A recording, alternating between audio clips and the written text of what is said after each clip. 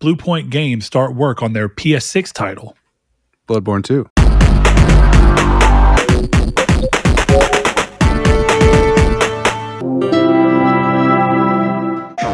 Hello and welcome to Triangle Square, the PlayStation Podcast. I'm your host, Brett Beck, and alongside me, the one, the only, sitting in a cyberpunk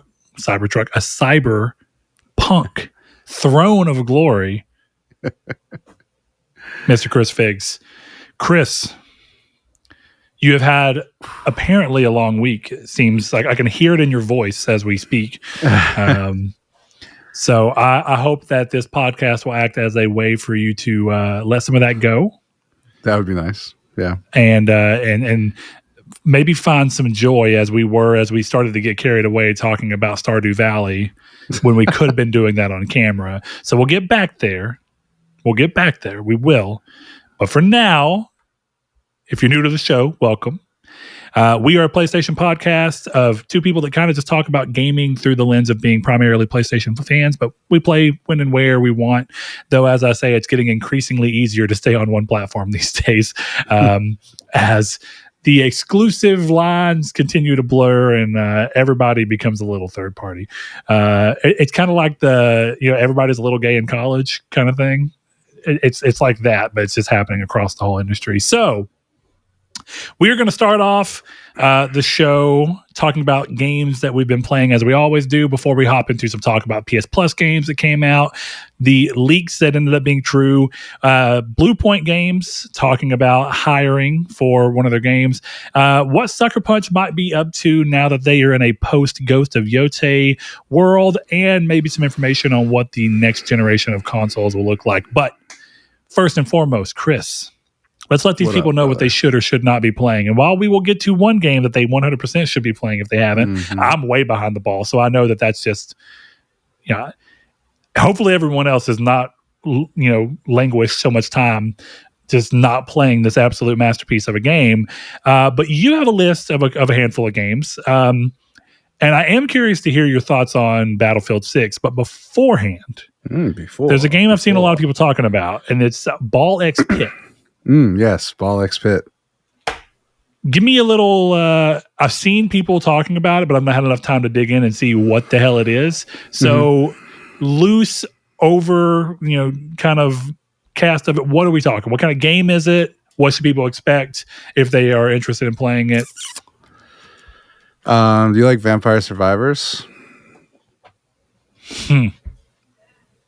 Yes. Okay.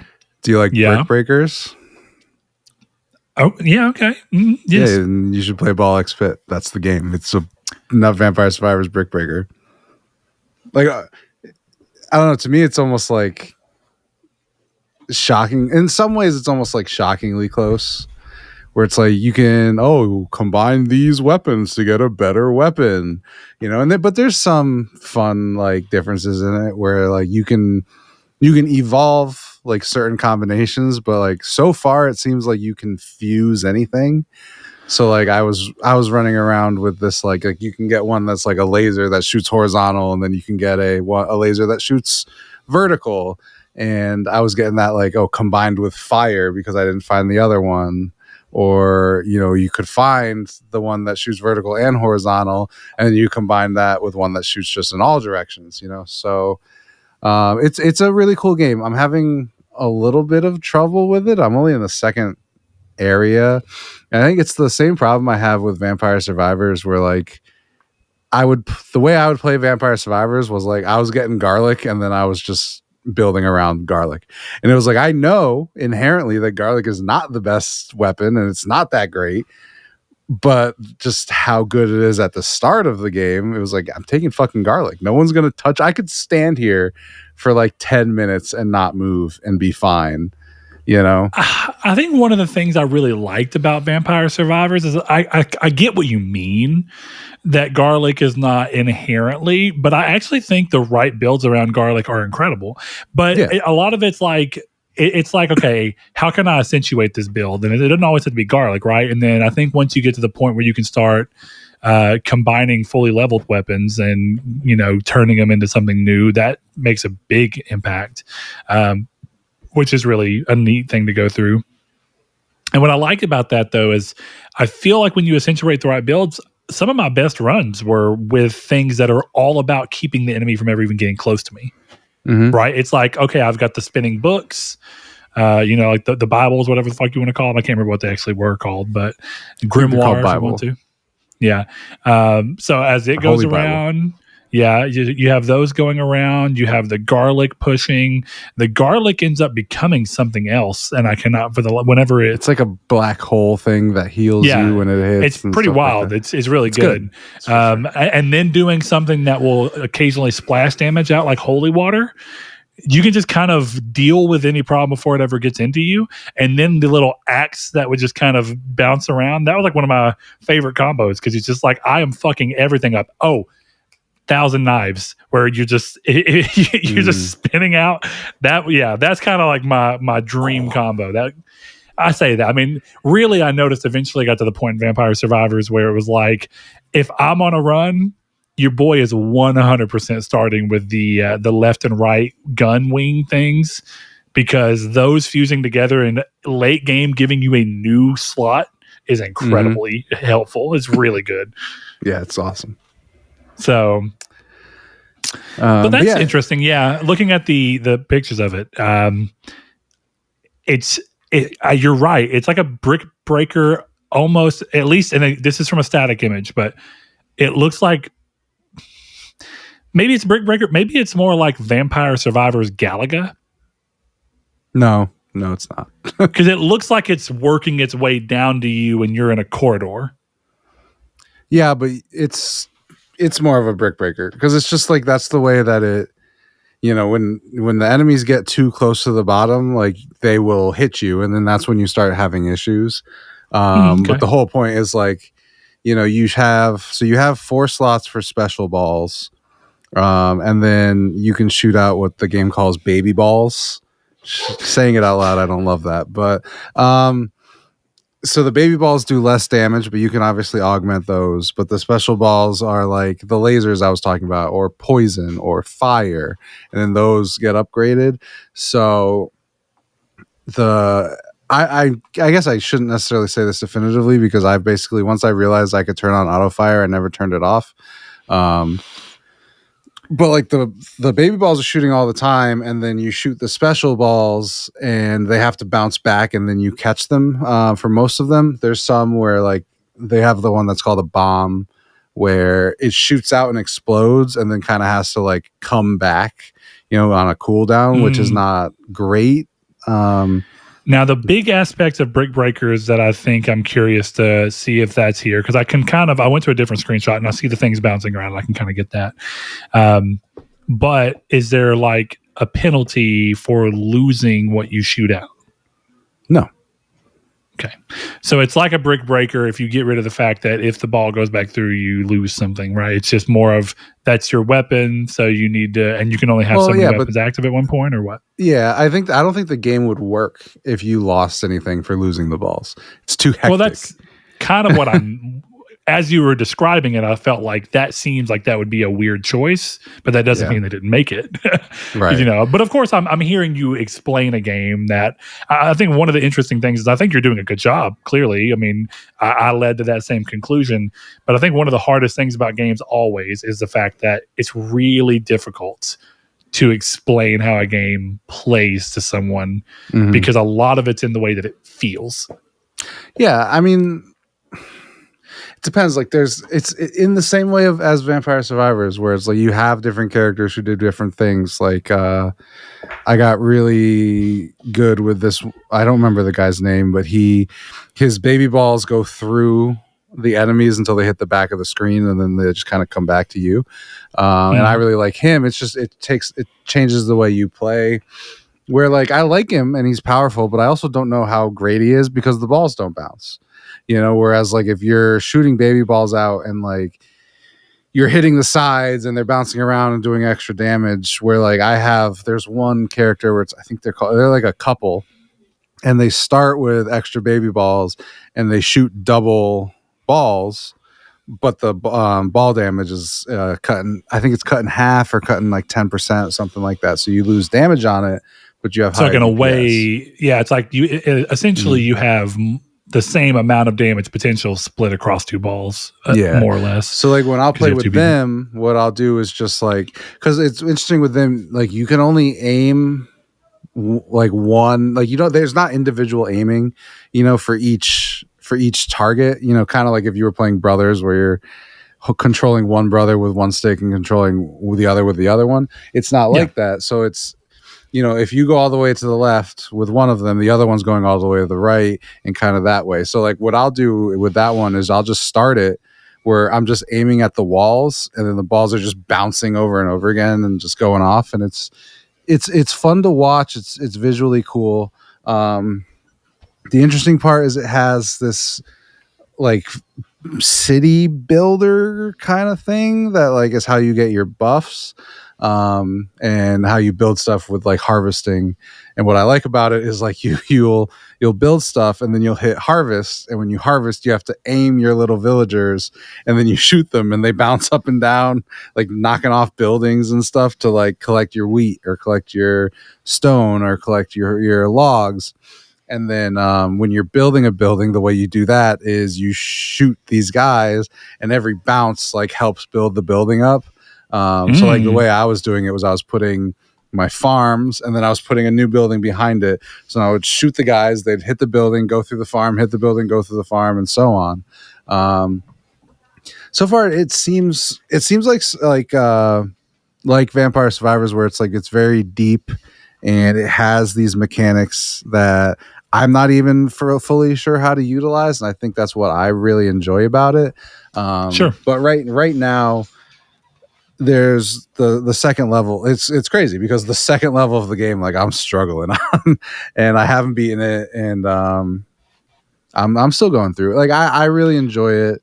I've been kind of laser focused on something else that I shouldn't really be playing at this point in my life, but I am again. So, but yeah, I highly recommend Ball X Pit, especially to you, where it's like you have no barrier of entry, so you should just download it and give it a shot.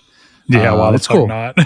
Yeah, it's really fun. So I made the choice to buy that over Plants vs. Zombies repopped or whatever the hell they called it. So, I don't regret it.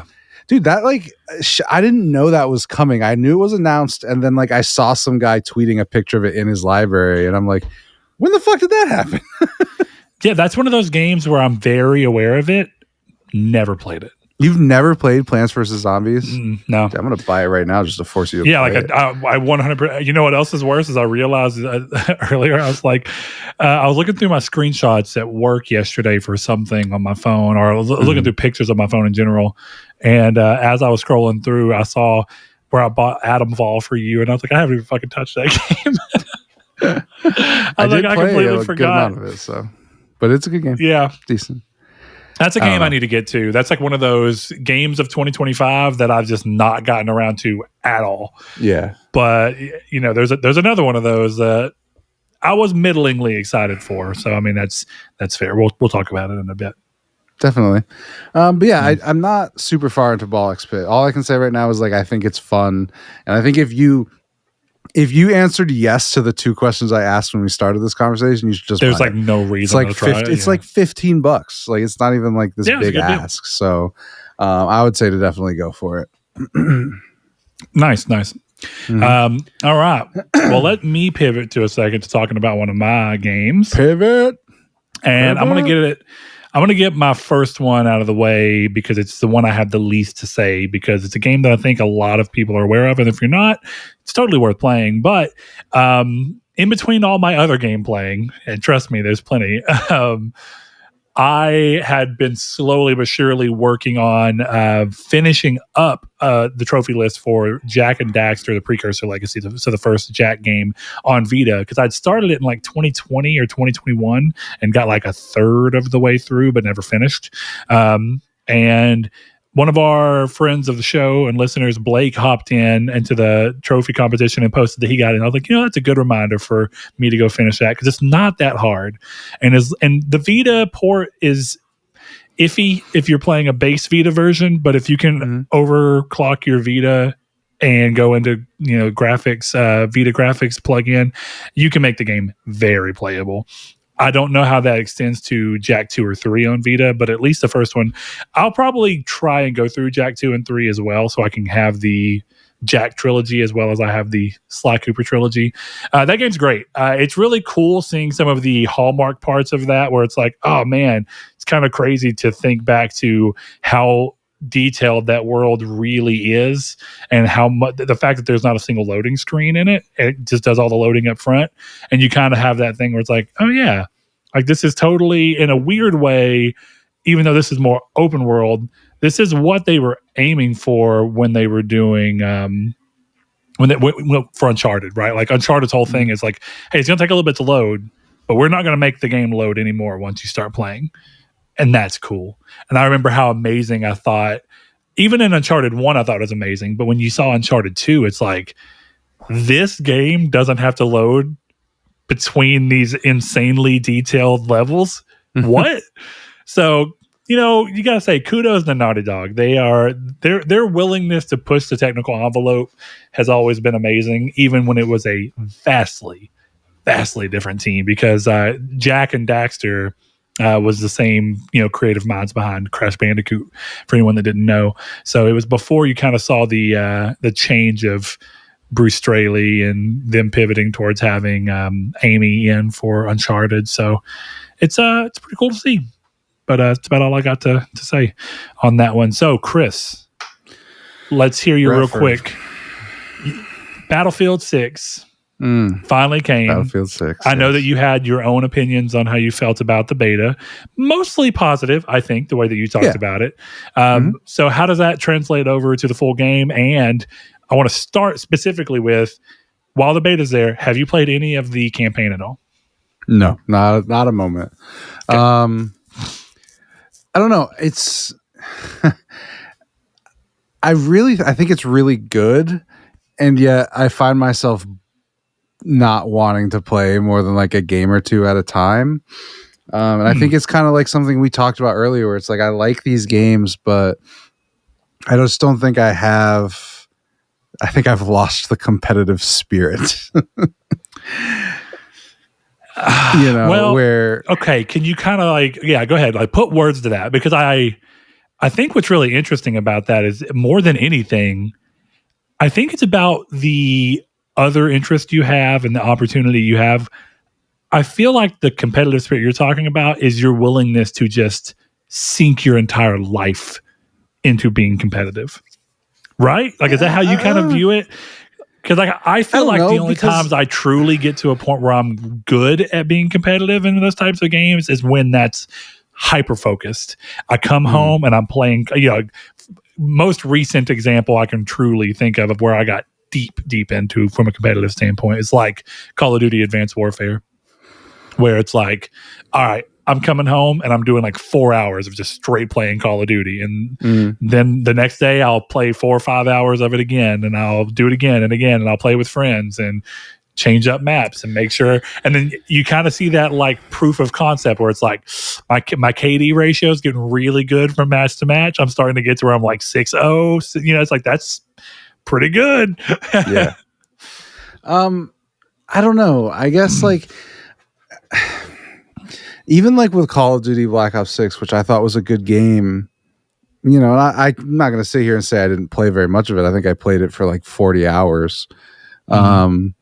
It was still, you know, with Call of Duty, it's very individual, I think.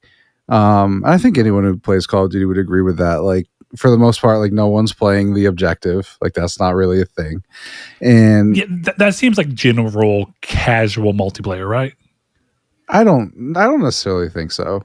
Like, again, are you saying, like, think, generally speaking, you see games where on average, the average player is actually playing the objective? Because I feel like that's one of the biggest problems in multiplayer in general. If I'm going to play domination in Call of Duty, I'm not playing to capture flags. I'm playing domination because I know where the enemy is going to be, you know? And sometimes that has me capturing flags. But I think for the most part, like, I'm sure there's someone listening to this who's like, oh, you're a shitty teammate. And yeah, but like, for me, it's like, if I'm playing domination or if I'm playing hard point, it's like, okay, well, I know the enemies are going to be at the hard point. So like, that's where I'm going, you know? And the difference with Battlefield, and I don't think it's a bad thing. It's just you go and the point of conquest is to take the points, and like if you're not doing that, the game's A, going to take forever, and B, like you're going to lose. Whereas like in Call of Duty, you know, as long as one person's taking flags, like you're kind of going to be okay.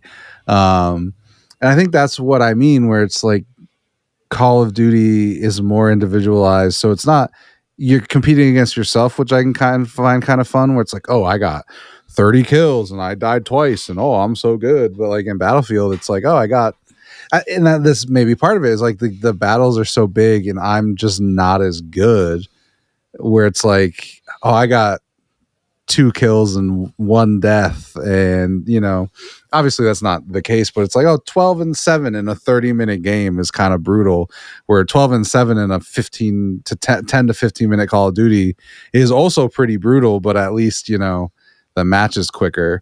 I don't know. I like Battlefield. I think it's gorgeous. I think it plays really well. And I can understand why people are addicted to it, but every time I've gone into it, I was like, I think I'd rather play the next game on my list, you know? Oh, I got through a match. Cool. I'm going back to Stardew Valley or Ball X Pit, or I'm just going to turn my fucking PS5. That's what I did yesterday. I just turned my PS5 off and I just started writing. You know, like I was like, I just kind of don't feel like doing this right now. It's even to the point where I've started going offline because some of my employees play it and they're like, oh, we should squad up, boss, blah, blah, blah, blah, blah. I'm like, yeah, sure, add me. And then I'm like, go offline, let's play Stardew Valley, you know? Like, I don't need the distractions, guys. You don't understand. Yeah. So I don't know. It's something I would definitely say that people should play. Like if you like shooters, Battlefield is a great one. Call of Duty looks like it's kind of not going to be that. To me, it doesn't look appealing. So I'm like, yeah, this is the one.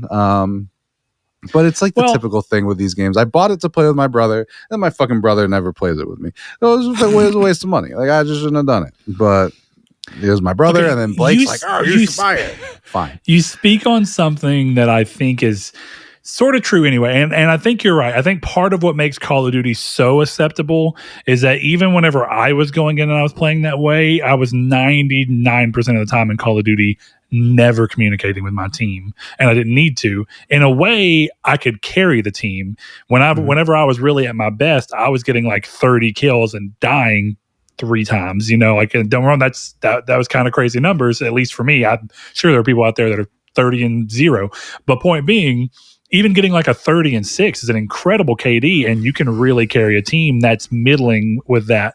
But I don't feel like Battlefield is, because I've played some Battlefield Online, I don't feel like that franchise has ever really pushed for that to be something that they want.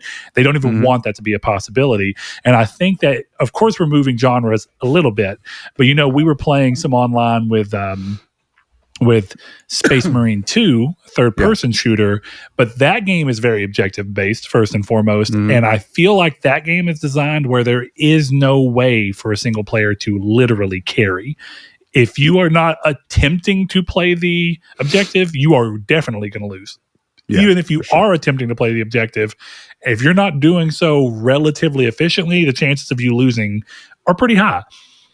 But I feel like in a way, so the vibe of those games seems to fit that. When I'm playing Space Marine, it feels like I should be playing the objective, and it feels like I should be trying to make sure that even if I'm not communicating over chat, that I'm generally thinking about and trying to work with my teammates more than in a game like Call of Duty, where it's like we're in a team, but in many ways we're just every man for themselves. I just know I can't shoot you because you're on my color.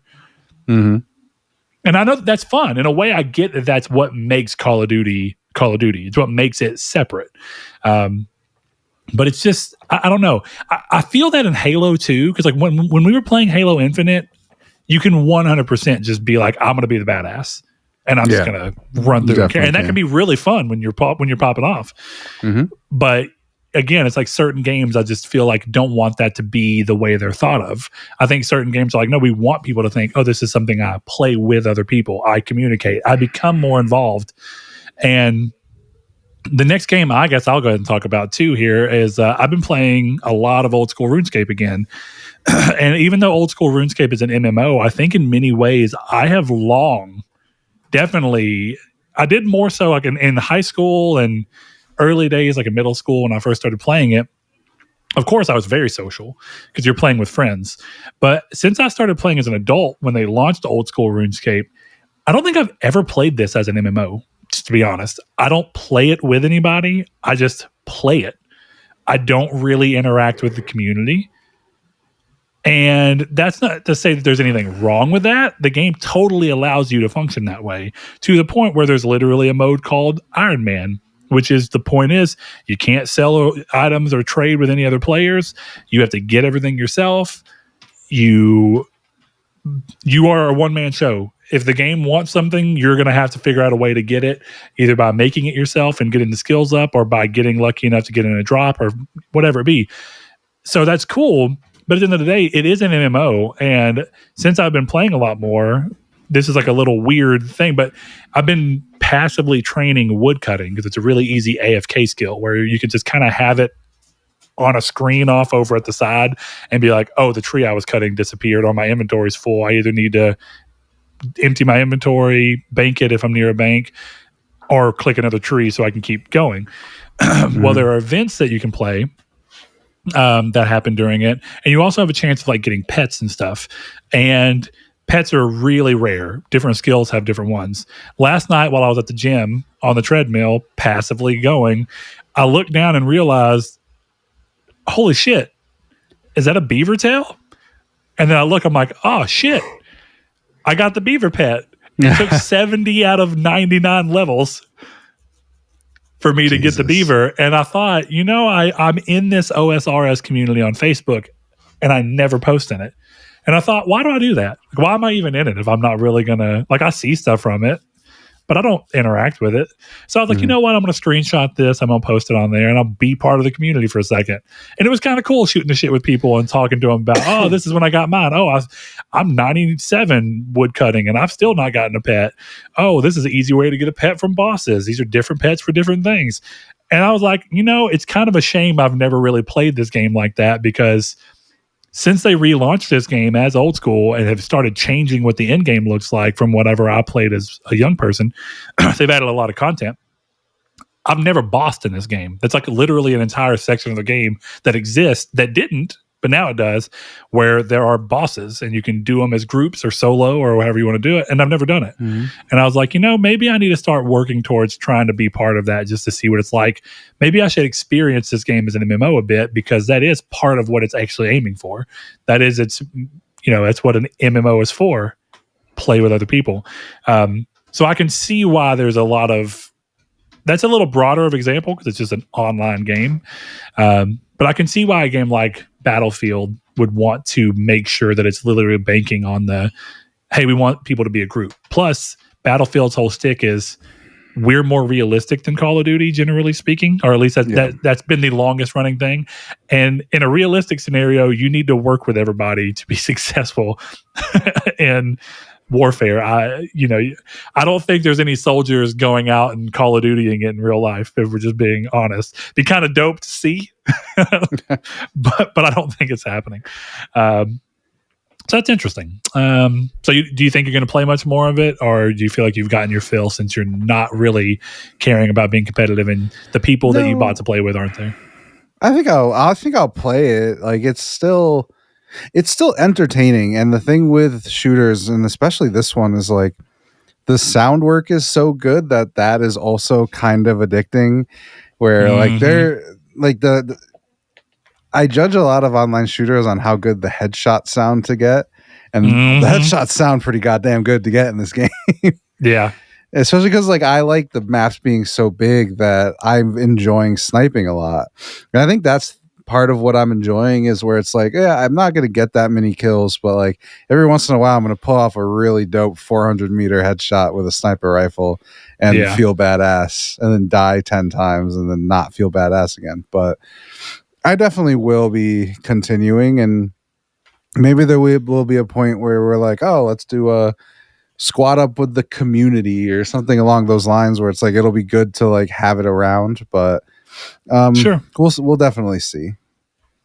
I've committed to other games before and not done them, so we'll see. Yeah, which that's its own thing. I mean, I tend to say if you're not enjoying a game, it doesn't really matter if you committed to it. I think you should probably bounce out, which is kind of, it's interesting because, like, you know, I have a kid. So, of course, I try to tell my kid, like, hey, generally speaking, if you commit to something, you should attempt to try and make good on your commitment. But if you're generally not having fun, that just seems like a dumb way to kind of go about it. So, stepping away from a game at some point just seems to make more sense.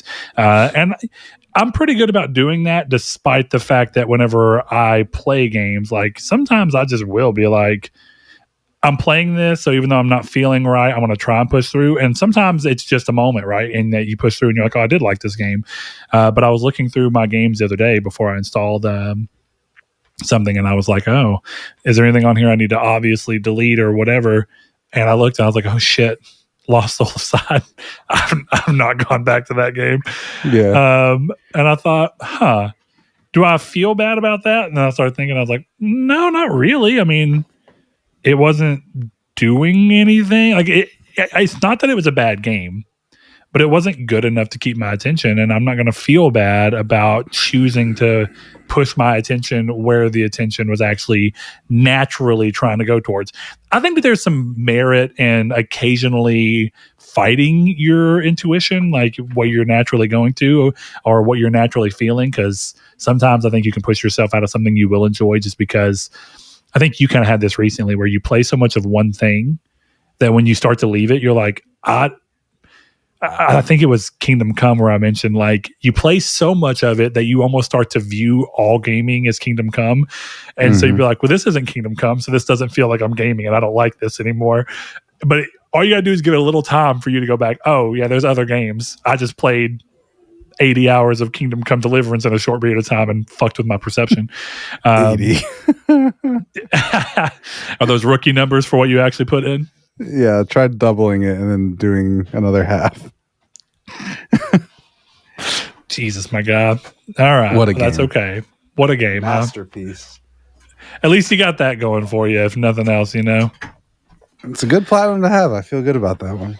Yeah, that seems like a good one to have for sure. All right. Well, I guess you don't have anything else. And I have two. Well, you have one more game. Shared game we'll talk about in a minute. Yeah. So let me quickly talk about one of my games that I have been championing a lot this year, and it's a game that you spent a good amount of time championing too. Mm-hmm. I mentioned last week that I returned to Tainted Grail, Fall of Avalon, and that I was stuck on the boss fight.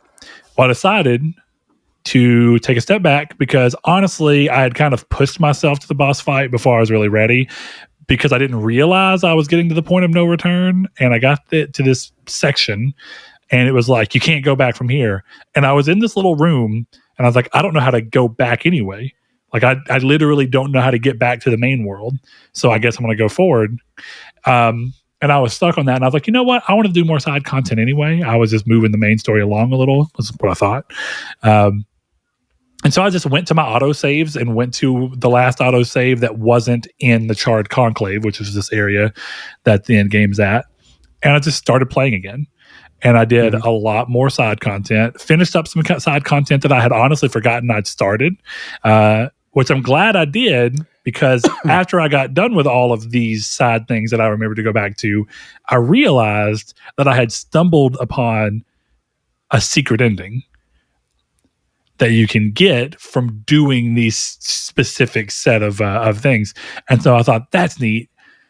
Did some more side content, some more stories, and then finally decided I was ready to go to the final boss. And there's a sweet irony in that the way that I chose to go about this, I did not have to deal with what was kicking my ass originally, even though I was like 4 or 5 levels higher than I had been whenever I did it previously. So by no means have I exhausted the game. There is definitely still more side content. It is still insane to me how densely packed these worlds are. or these map hubs are. I think a lot of games probably could have gotten away with just taking place in one of these three and been okay, definitely for a first game. So it's really cool to see how ambitious they were. I was a little disappointed. This is not really a surprise. The ending was cool and what it revealed was a lot, but it was old school. Whether you love it or not, it just became I made this choice. I fought the fight. And then it wasn't like a cutscene or anything. It was just slideshows where a voice tells you all the things. This happened, and then this happened, which led to this happening. This character did this, and it had this effect on the world. This character did this, and he did not return, which had this effect on the world. And it was nice seeing all like the threads that I had done kind of start to come together and culminate.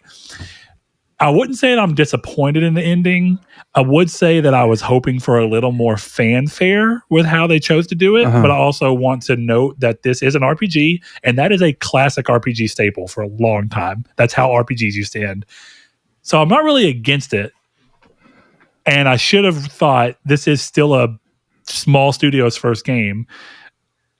And ultimately, what the revelations that came from that little voiceover thing for the main story were still really cool.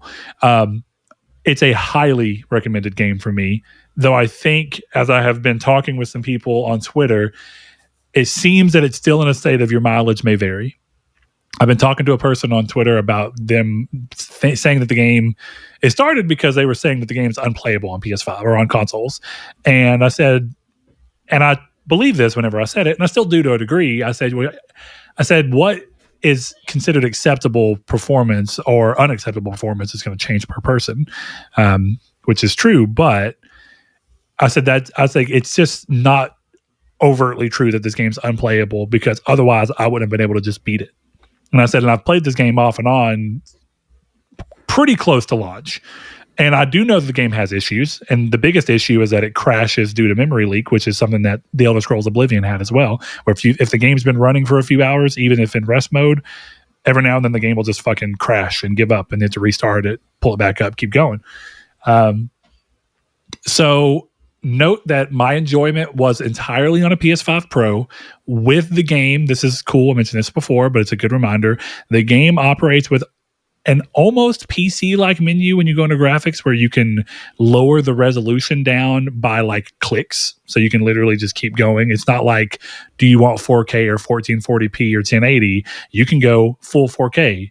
You can do slightly reduced 4K. You can do 1800p. You can do 1600p. You can do 1440. You can just keep going, and then you can turn whether or not you want there to be a frame rate limit or not. What do you want that limit to be? Do you want VRR? There's a lot of different things that you can do to dial the game into what you want and what you find acceptable. And I think, generally speaking, the game is incredible and really worth even just pulling some of those effects back if it's going to lead to a more enjoyable, pleasant experience. I found mine to be very enjoyable. Screen tearing happened very rarely in very specific places. So yeah, your mileage may vary, but given that the game is $30, it's really... 40, is it 40 or is it 35? Pretty sure I spent no, I think it was actually like 37. Yeah, it's an odd price. Like I know it's not actually on, but it's like generally speaking, I want to call it a half-priced game that is lifting well above that weight, in my opinion. So I think it's a good game to go through. I would not be surprised if that game, I want to give some of the recency time to go off, though I did take a big break from it and came back, and I feel like it pulled me back in pretty quickly. So that game will very likely be in my notable games of the year talk. So we'll spend more time there whenever I can actually dive into all the spoilers of various things. Maybe not all, but I can get a little more in depth without being worried about it. So that's about all. But Chris, hi, buddy. I want you to go back to that game one of these days. Just because I'm curious to see what you will choose to do. Because when we last checked up on each other, you had gone a vastly different route than I had. That's true. And so if you go back, I'm curious to see if that would continue. And specifically, if you would make the game is not a dichotomy. It's not two choices. At the ending, if you do everything, there's 5 different choices you can make. And if you really want to get granular, one of those 5 choices gives you like 12 other choices within that one choice. Okay. So throw that out there. I'd be curious to see what you end up doing. But that's enough of that, because we got to talk about the game that has been clearly just running rampant with us, Stardew Valley. Last episode, I talked about how I'd finally started and tried it. I'm now about 50 hours deep into my second year of the game, and I find myself wanting to play it pretty much constantly. I am eager to go to lunch so I can play it. I'm eager to get off work so I can pop on a TV show and put it on. And now I'm going to highlight a big difference. Chris has come back to the game. He's playing on console. He's playing updated modern Stardew. I am playing the only version I've ever played. So there's a little bit of difference there. On Vita as a handheld game. And it's interesting that I don't feel like there's anything massive that Chris has mentioned outside of, I do know that the new version has got an entirely new content area, whatever you want to call that. Yep. An island of some sort, if I recall. But other than that, it's a very, in a good way, like Terraria, it feels like an incremental game where it's all about the updates, for the most part, are just building on what was already there. It's not like they're going back and making massive changes. So Chris and I are talking, and everything I'm saying, for the most part, is translating over to Chris, and he has no qualms about talking about it. The only difference is if you want to drill real deep into, oh, what about this? Oh, this version doesn't do that. Oh, this game doesn't highlight items to tell you that they can go into one of the bundles in the community center. No, it doesn't. Oh, okay. But that's, it's small stuff. But I'll tell you, it is really interesting. Last episode, we were talking about how the game lets you go wide. And then Chris was sending me messages from his in-depth play as he was going. And he was like, well, damn, I was sending you a picture to show that you can get a pretty even spread of levels, whatever you want to say it, for your different jobs, mining, combat, fishing, foraging.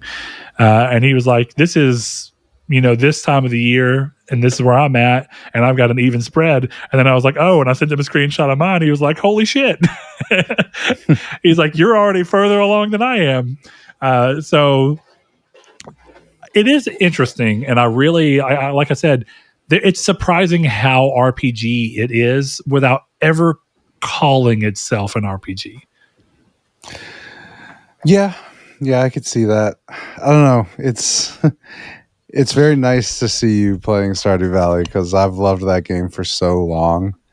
I may have said this last week. It is scratching the same itch as Rune Factory 4 did for me. Yeah, you did say that. Yeah. I mean, it's because I think you recommended me Rune Factory 4 because I liked Stardew. And funny, I don't know, there's too much talking in that game. Like that's the thing with Stardew, is like you're just playing Stardew unless you've like Rune earned Factory a conversation. Has a story, and it wants to tell you. And you're right. I like the story in Rune Factory 4, but it's very exposition heavy early game. Yeah. It does let up, and then there's only sections where that starts to happen. But early game, it feels like every day you're getting a book, and you're like, I just want to farm some tulips and go kill some shit and catch a fish, catch a rubber shoe, and spit game at a bitch. Hey. So who's your best girl in Stardew Valley? My paramour. My paramour is Abigail. But I call her Abby because I'm glad to say that as of yesterday, maybe the day before yesterday, my time's starting to run together a little bit because I'm playing it so much. I gave my girl a bouquet. And then I got to see a cute scene that I will not ruin for anybody who wants to go after Abigail, because I'm sure it's still the same. Yep. But it involved me going to her room for her to show me something. God damn, girl. Even my wife was like, that sounds real hot and heavy for a game about farming. Which also is something I think is worth note. It's a game about life, not Stardew or farming. Well, but I think Stardew, if I'm being real, I think the way that it sells itself from a marketing standpoint, and I mean this through everything, because I think that even the way that like the logo looks, it definitely seems it, and the game even funnels it through. You are a farmer, or at least you live on a farm that you inherited. So the game definitely is pushing that, but it's oddly surprising how far you can just 100% ignore that. True. Like, I would imagine that because of the way the game sets itself up, I would imagine that most players don't ignore it, because even if they don't acknowledge it, I think that there's just an understanding of that's what this game is. And until the game starts to explore more and show you the rest, I think you farm out of, okay, this is what's right in front of me. It's a way to make money. It's a way to learn these certain mechanics. How do I interact? How do I use an item? What's an energy system? What happens if I get low on energy? How can I restore energy? What are the consequences of overexerting myself? How does this interact with the villagers and what they want? And I think a lot of the game pushes that even with its early request, right? It's like, hey, can you do this? I want you to farm and forage. That's kind of like what it's going for. But then it kind of goes up from there. I don't know. I'm really impressed with it. But now that you've come back to it, and I know you're playing even the version that you did play before you came back to this one was already years past, or at least a couple of years past what Vita was doing. The last Vita update, I think, was in 2018. I'm curious, actually, because I don't remember exactly when the last time I played was. It was before the PS5 came out. Yeah, so we know it's prior to late 2020. And I know you mentioned that you had hundreds of hours that didn't transfer over for a specific reason. It looks like the last trophy I earned was 2017.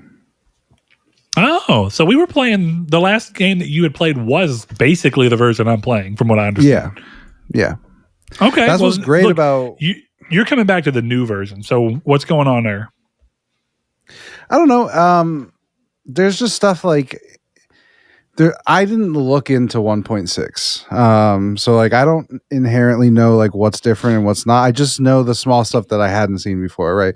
Like the side quest board I hadn't seen, Green Rain I hadn't seen, some stuff like I was just growing broccoli on my farm, and that was definitely, I don't think you've seen broccoli. So I'm pretty sure that's something that was added.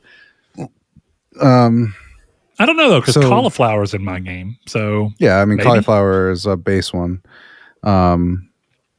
But broccoli to me was like I haven't grown this before, you know? Yeah, for sure.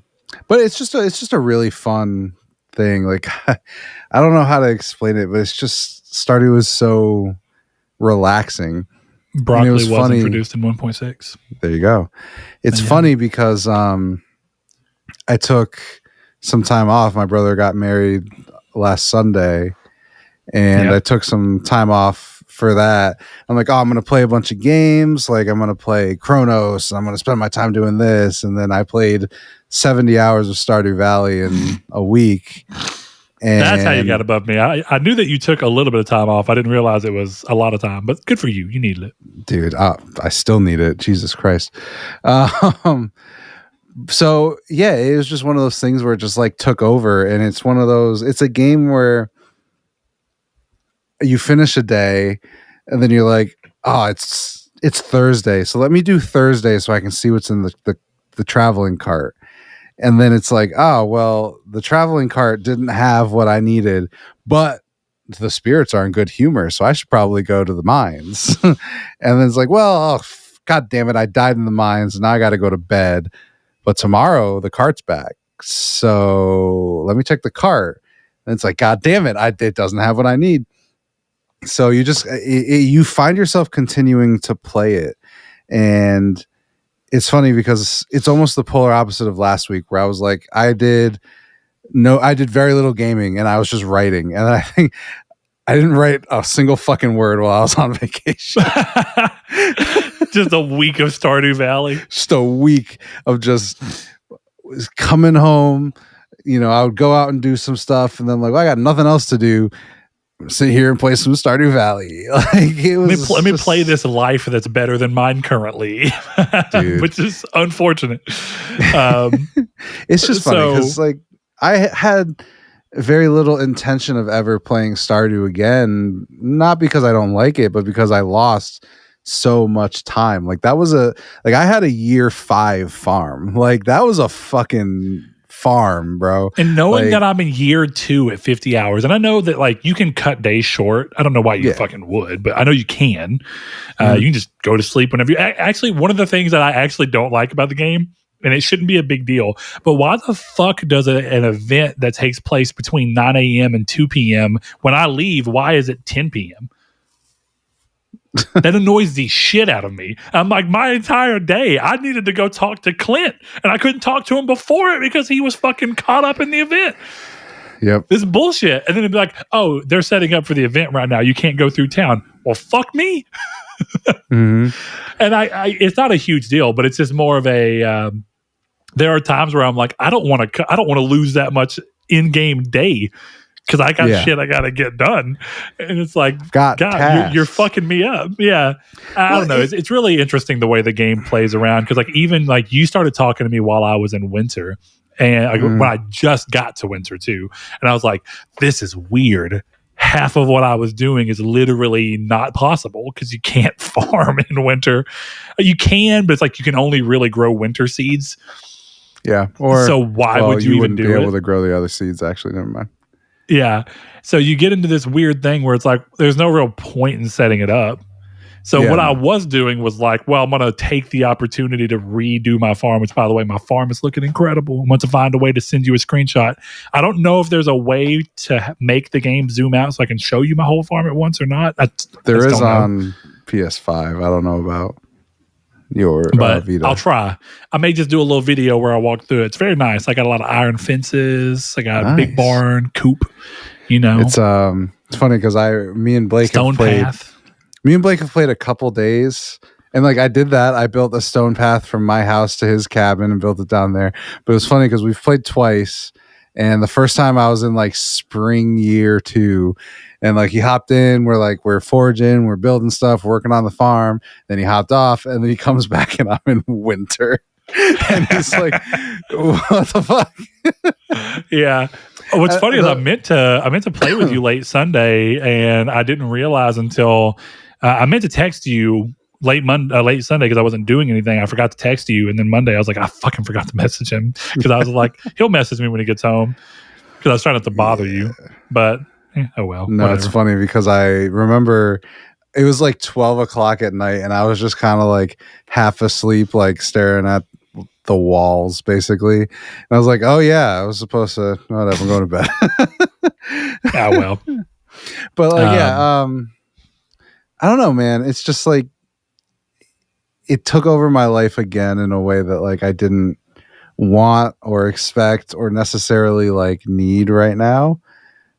But I'm enjoying it. You know, it's like it's one of those games like with Slay the Spire and like Balatro where it's like I just kind of want to finish it and have that platinum and get it done. Yeah. Which is so fair. We'll see.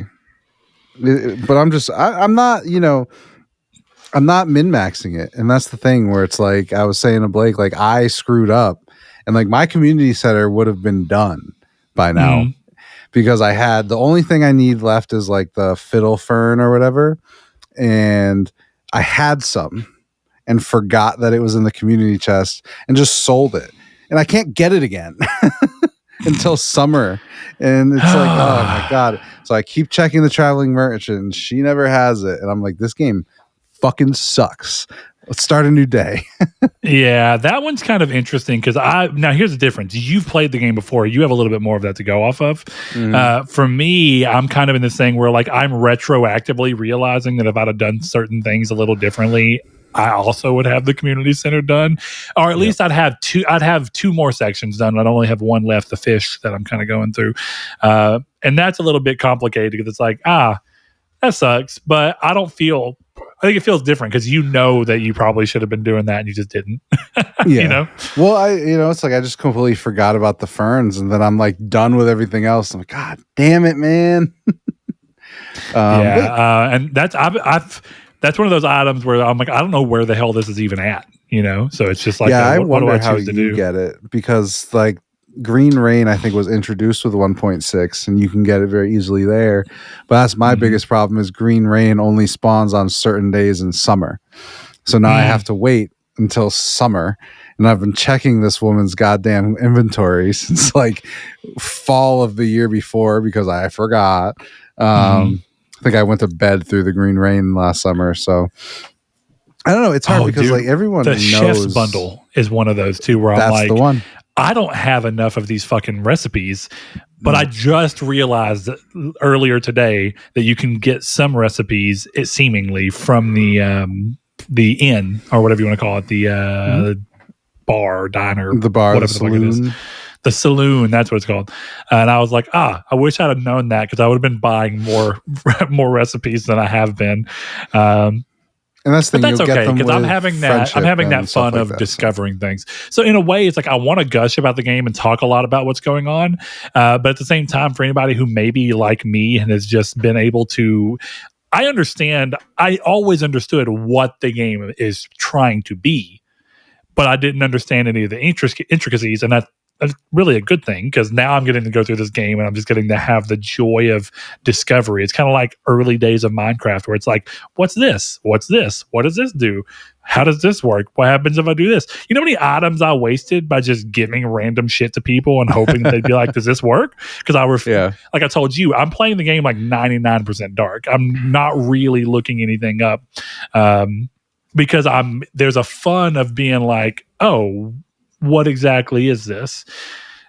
And that's been fun. Now, as the game keeps going and my motivation starts to change, because I feel like there's not quite as much left to learn. Like, I only recently got the desert. That's a good example of like, that's a whole new area for me to kind of dive into and see what I can learn, which is cool. But I think I'll hit a point where it's obvious to me that I pretty much have most of what the game has to offer, and now it's just about learning how to maximize what you're doing, and I'll probably start looking up. But for now, it's just kind of fun stumbling into trophies and being like, oh yeah, this works. This does this. And like, I'm not even actively going for the platinum, but I'm also not, because like, it's cool to just get the trophy. And one of the coolest things about the game is like, for the most part, just playing the game gets you a lot of the trophies. Like, if you're just getting lost in what the game's already telling you to do, you're going to get a lot of the trophies. But then there's a few weird ones, because I did look. I told you that the Vita version won't let you open the trophy app while you're in the game. So every now and then I'll go and check and be like, what trophy did I get? Because I couldn't go see what exactly it was for. And I'm just curious as to what it was for. And I noticed when I was looking through it that there's one for beating the game inside the saloon that I have played. But I didn't even attempt to beat it because I wasn't worried about it. Like, oh, it's interesting that there's a game here. And I was like, what? I got to beat this? What the hell does that entail? So there's clearly a few interesting trophies that are not what you're going to find if you're just playing the game. But for the most part, it's a fun trophy list. And I've been enjoying that alongside the getting lost in a game it doesn't feel like I've played 50 hours is the weird thing. Yeah. Like, it does, because I know I've been playing the hell out of it, but I'm not like I am with most games where like I'm 35 or 40 hours in and I'm like, ugh, it feels like 50. Oh, it's only been 40. Hope this game kind of ends soon. This game is like, okay, what does tomorrow bring? What do I do here? There's a couple of weird things about it being on handheld that are kind of a mixed bag. If I get too focused on something while I'm in a break and I got to go back to work or something, I don't love, and part of it's because also the way the game saves, which is, I won't say it's annoying. It's just something you have to get used to, where it's like, okay, it only saves at night. Okay, so I got to be careful about how I want to approach closing this to play something else. That's important. And then the secondary thing you have going on there is like, if I'm in the middle of trying to do something, but I need to get back to work in the moment, I have to hope that when I turn the system back on, that I take a second before I unpause to think, what was I in the middle of going to do? Was I going to see Clint to bust geodes up? Was I going to donate something to Gunther? Was I going to the mine to get a certain resource? Was I out of coal and just wanted to go mine? It's like, what exactly was I doing? Was I going to go to the desert? And so you get to this thing where it's like, coming back to it is not always the easiest when you're doing that, but it's not a big deal.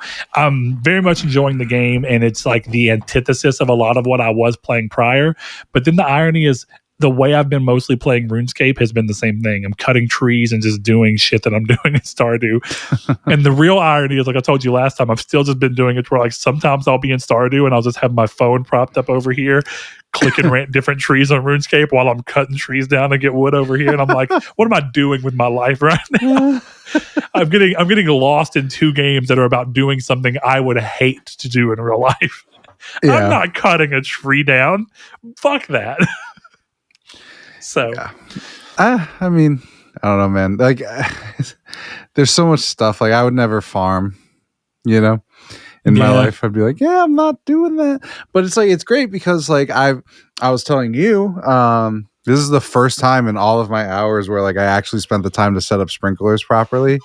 Yeah. And it's me too. Such game a change game to changer. Walk out and be like, everything's done. You know, and that's where like I get away with skipping a lot of time, you know, where I'm like, okay, well, all my crops are watered. The spirits are not happy today, so it's going to be harder in the mines. Okay. I don't know what that means. And one of the things I saw when I told you about the post I saw someone post in Reddit about the Galaxy sword, someone said something about it in the same thread. It's like one of the top comments where someone said something. They were like, well, you got to make sure that the spirits are happy. I'm like, what the fuck is that? And how I've not brushed against this at all.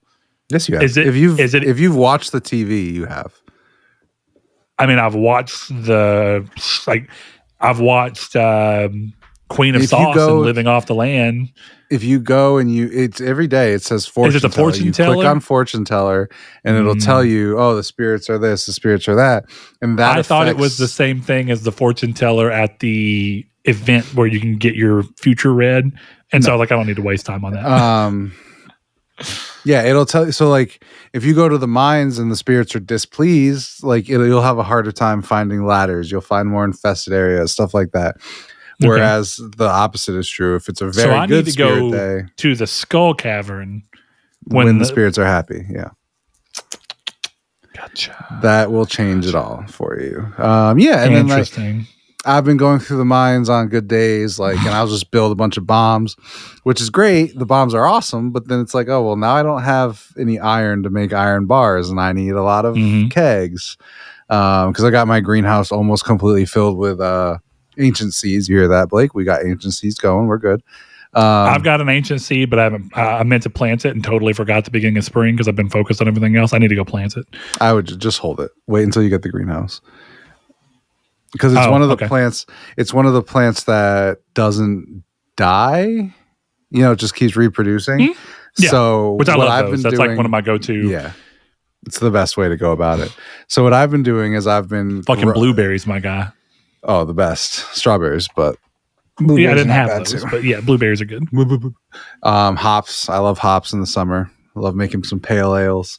But either way, the thing with the ancient fruit is what I love about it is like what I've been doing is like planting them in my greenhouse and then making the seeds and then planting 2 more and then coming back and then making more seeds.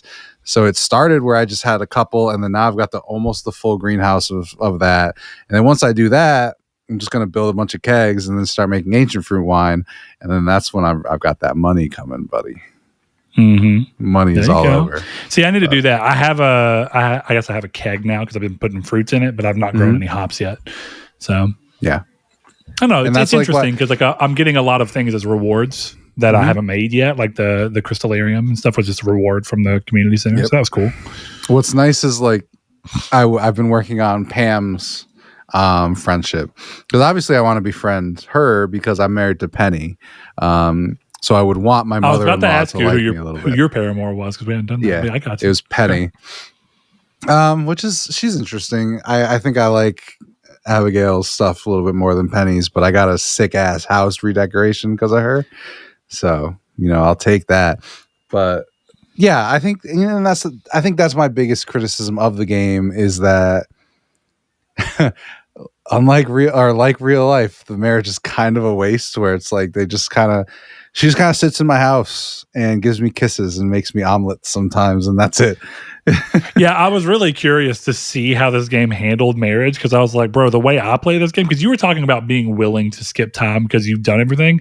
I'm always like, but again, I'm not thinking about the spirits. I'm always like, fuck it, I'm going to the mine. Like, I'm not going to waste time, or I'm going to go fish until it's 12 or 1.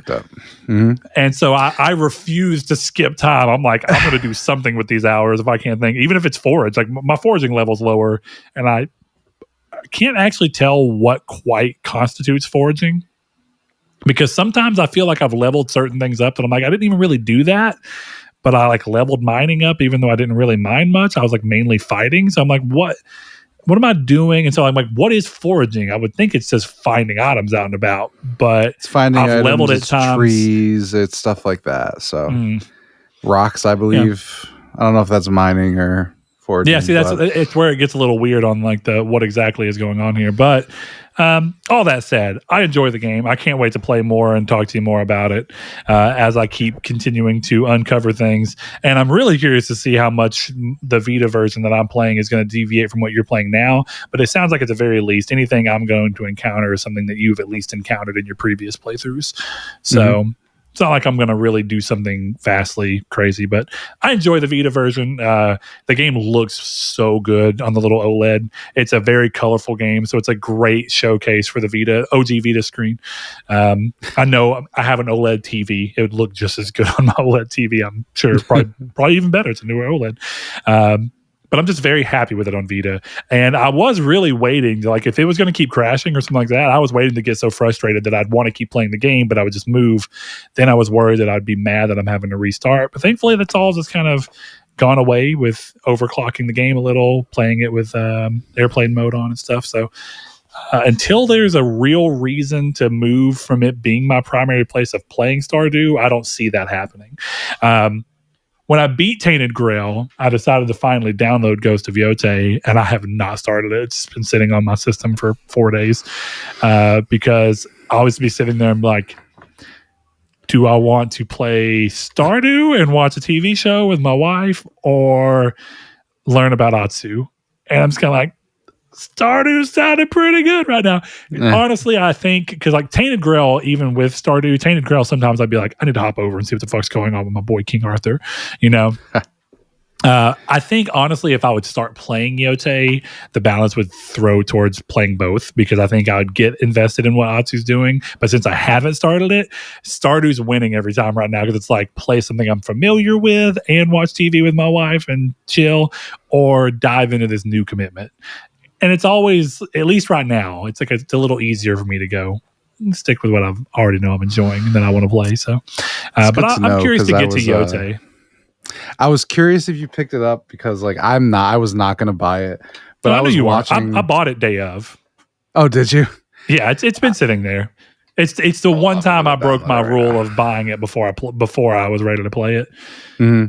I bought it at the same time I bought the controller and the system, the plates for it, because I was like, why the fuck not? I know I'm going to play it.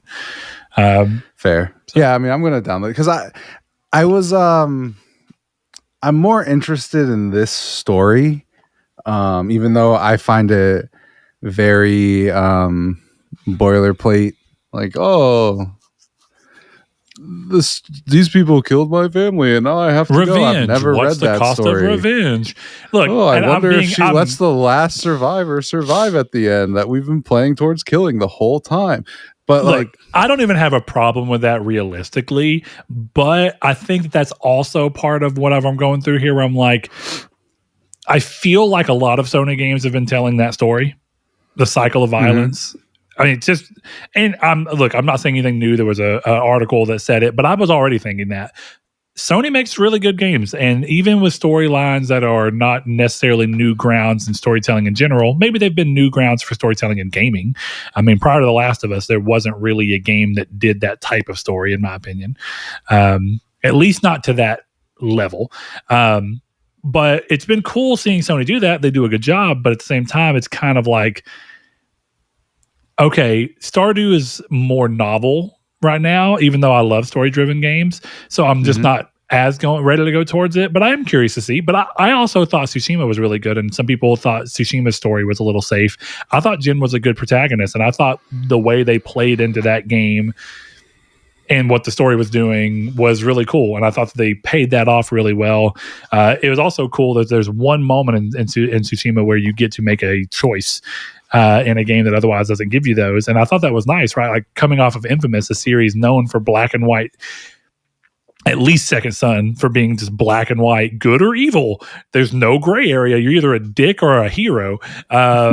It was kind of nice to suddenly not have that, but when they finally bring this decision into play in the story in that game, at the moment they did, I was like, whoa, this is like, it is still a binary decision, but it feels earned.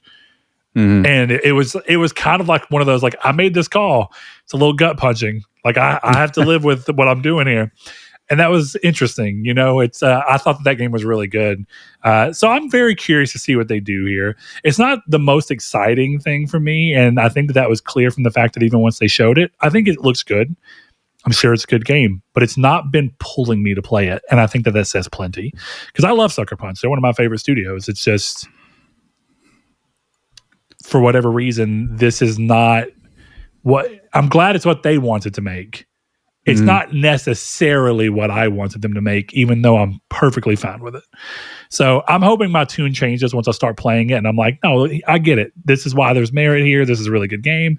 I would love to walk away from that game and be like, I was wrong to even doubt my wanting to play it. But we'll see. It's hard to say. It's the game doesn't really have anything to prove. I'm just in a weird spot with where I'm at with gaming. So it might be going up against a version of my mind that's not as receptive to what it might be trying to do. I'm not saying that with certainty. It's just I'm a little worried about that because I'm in a weird spot with gaming where I've been behind the curve and really enjoying playing older stuff and older design sensibilities. And sometimes it's good. Sometimes it's not so good. Like, you know, sometimes there are great new design sensibilities, but there's also some that I've been tired of. So we'll see what the game brings. But Chris, you ready to move into the news, my guy? Yeah, news me on. Before I do you want to quickly verbally announce what you already posted in the Discord for the trophy competition? Oh, yes. Thank you. So we talked about this a little bit, I don't know if privately or maybe last year at the roundup, but in our trophy section, if you are playing in our 2025 trophy season, we are doing bonus points for community voted categories. Well, actually, I think that's wrong. We did not vote for these categories. Me and One Armed Wolf talked, and basically what we're doing. So for this season, I didn't want to basically have people have to go look at trophy lists. So the competitors can submit to me their submissions for these categories, and the categories are most impressive platinum, which you can submit one game for that. 2, which is best list.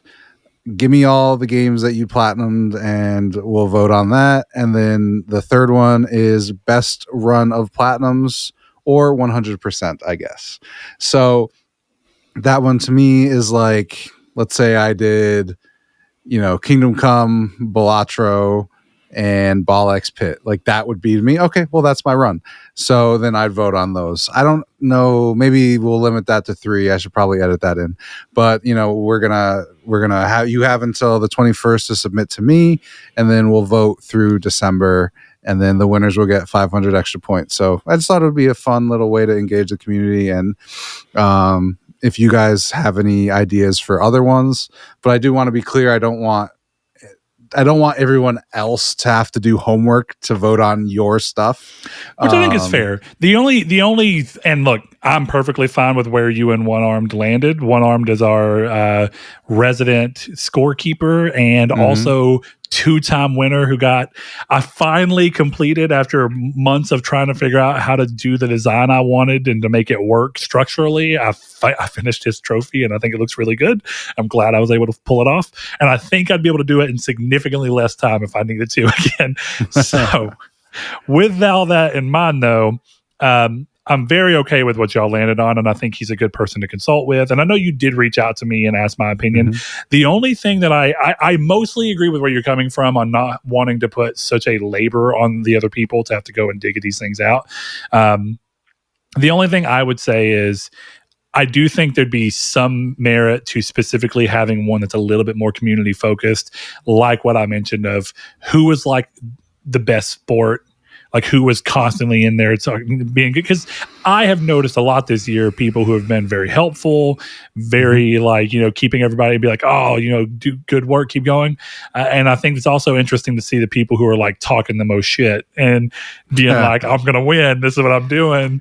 And I think that those would have been two really interesting ways to make them a little bit more, how did you interact with the community within it versus how did you act within the competition from a merit standpoint? Because like, of course, a lot of us have got a lot of solid trophy lists that we can go off of and listen, but it is what it is. If any of you guys have any ideas like those, because some of them are interesting, you can go like, part of what we're already doing is there, right? Like we're doing first person platinum, the community voted monthly platinum gets an extra score. Whenever they tie, we have 2 games to do it with. And like you mentioned, there's a fun inside baseball kind of thing going where it's like, what do I want to vote on to win? Because how likely do I think anybody is to actually get that platinum? Right. Yeah. And it's like, I voted on Battlefield 6 because I'm like, who the fuck here is going to get the Battlefield 6 platinum? I don't think that's happening. Let's be real. And so I was like, yeah, of all the games here, I'm going to vote on that one because it's the least likely to hurt me since I know I'm not going to get this platinum either. Yeah. But sometimes it is, I think I'm going to get this one. And I think it's funny because you had that, right? You were talking so much shit about like, vote Kronos because once Kronos happens, I'm going to be the first person in platinum. You've barely played the game. And as soon as it won, you were like, thanks, I got an extra 1,000 suddenly. No, you don't. Shut you. I mean, you still could if you choose to nobody get the else because nobody played else. So. But I do like that aspect of it. It makes there's like a little bit of a meta game going around where it's like, how do I want to nudge the competition in a way? Yeah, I've been playing very above the board, Chris. No tricks up my sleeve so far this year. I've been playing very above the board. If I've gotten trophies on Vita, not every single one I get immediately syncs like PS5. So you do have to wait a few days for me to just reconnect it. Definitely now that I'm playing Stardew, my Vita's in airplane mode 90% of the time the past 2 weeks. But I've also only gotten like 10 trophies max in Stardew. So it's not like I'm suddenly hiding something around. And I try to go through, like when I got the Jack Platinum, I was like, I got to go sync that for a second so it'll go. And I'm going to try and probably get the Jack 2 Platinum before the end of the month because I'm a little behind on points. And I've been so into Stardew that I'm fucking up. I originally was like, I'm going to catch up a little bit and play some stuff. No, apparently I'm not. I'm just going to fucking play Stardew a lot. So I'm probably going to back a little bit off of Stardew and try to get a few in. I messaged you like when I was on vacation. And I was like, fuck you for sabotaging me in this competition because I was winning for a long time because I was on a pretty good run at the beginning of the year, and then now I've just fallen off completely. Kingdom Come changed my brain chemistry. Ruined you entirely. Now I can't play other games without wanting to carry bags of thistle. Yeah. The trophy competition's been fun though. I'm curious to see where everything goes and who ends up winning. I'm glad that I sabotaged you a little because Stardew's great, and I'm glad that you're back to it. But also, I understand the frustration. So, because I too I sabotaged myself. If it makes you feel better, I decided to start playing one of the craziest games from a time perspective. This is a very inefficient platinum. Yeah. If I can manage it by the end of the year, I think it'll be worth it because it's worth like a couple thousand points, right? I was gonna see. I'm wondering because it's an ultra rare still. Oh, that's probably worth a good. Because this feels like a game. This feels like a game that a lot of people would start, but not platinum, which makes the platinum worth more in the long run. So 3,368. Shit, yeah, okay, that's solid. I'll take that. Take that all day long. It's not as good as my 5,300 point Sonic, but throwing that out there. Sonic. Yeah, fuck you. First piece of news that we'll get into now that we're off of that. PS Plus, as was previously leaked last episode, we talked about the main addition to the game catalog this month being seemingly Silent Hill 2 remake from Bloober, and guess what?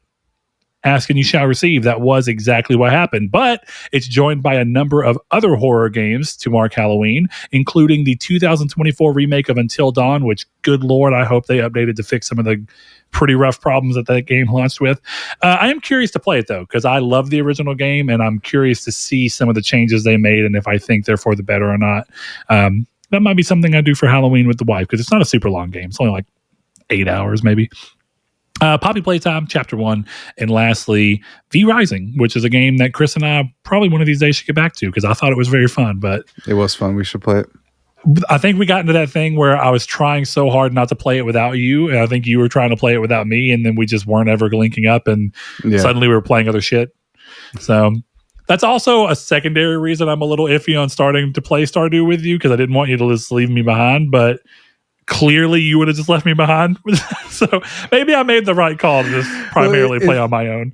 It's funny because like I said to Blake about that, where I'm like, I started this farm specifically to like build it up a little bit so that we would have more fun and we wouldn't have to be starting from scratch. And now I've basically finished the whole game. Yeah, it's funny. I got Saul to start a new RuneScape account with me because he passively, while we were playing Card Night, and I was wood cutting with it sitting there while we were playing Magic, passively gaining them levels, man. XP gains. Yeah, brother. No XP waste, as we call it. And he was like, I've been meaning to try that game out because I have times where it'd be beneficial for me to just have something I can kind of passively play that I don't have to super go into and it's on the phone. I was like, cool.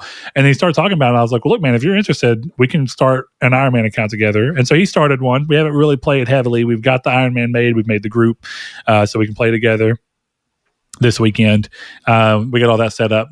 But I was talking to my other friend about it, and he was like, that feels like something I'd get left behind on quickly. And I was like, look, man, for me, I will literally only play this account when y'all are playing, or maybe passively doing certain skills that just wouldn't make sense to do together unless we want to have a reason to bullshit together. Because like woodcutting, they actually did do an update a couple years back where if you have multiple people woodcutting on the same tree, you get a invisible bonus. I mean, you see it on the screen, but it's like it increases your woodcutting level by 1 up to 10 for every person who's cutting the tree alongside you, so that basically you get more logs you have a higher chance of getting a log for each swing, which means that you get more XP per hour if you're doing it that way. So we can totally do that.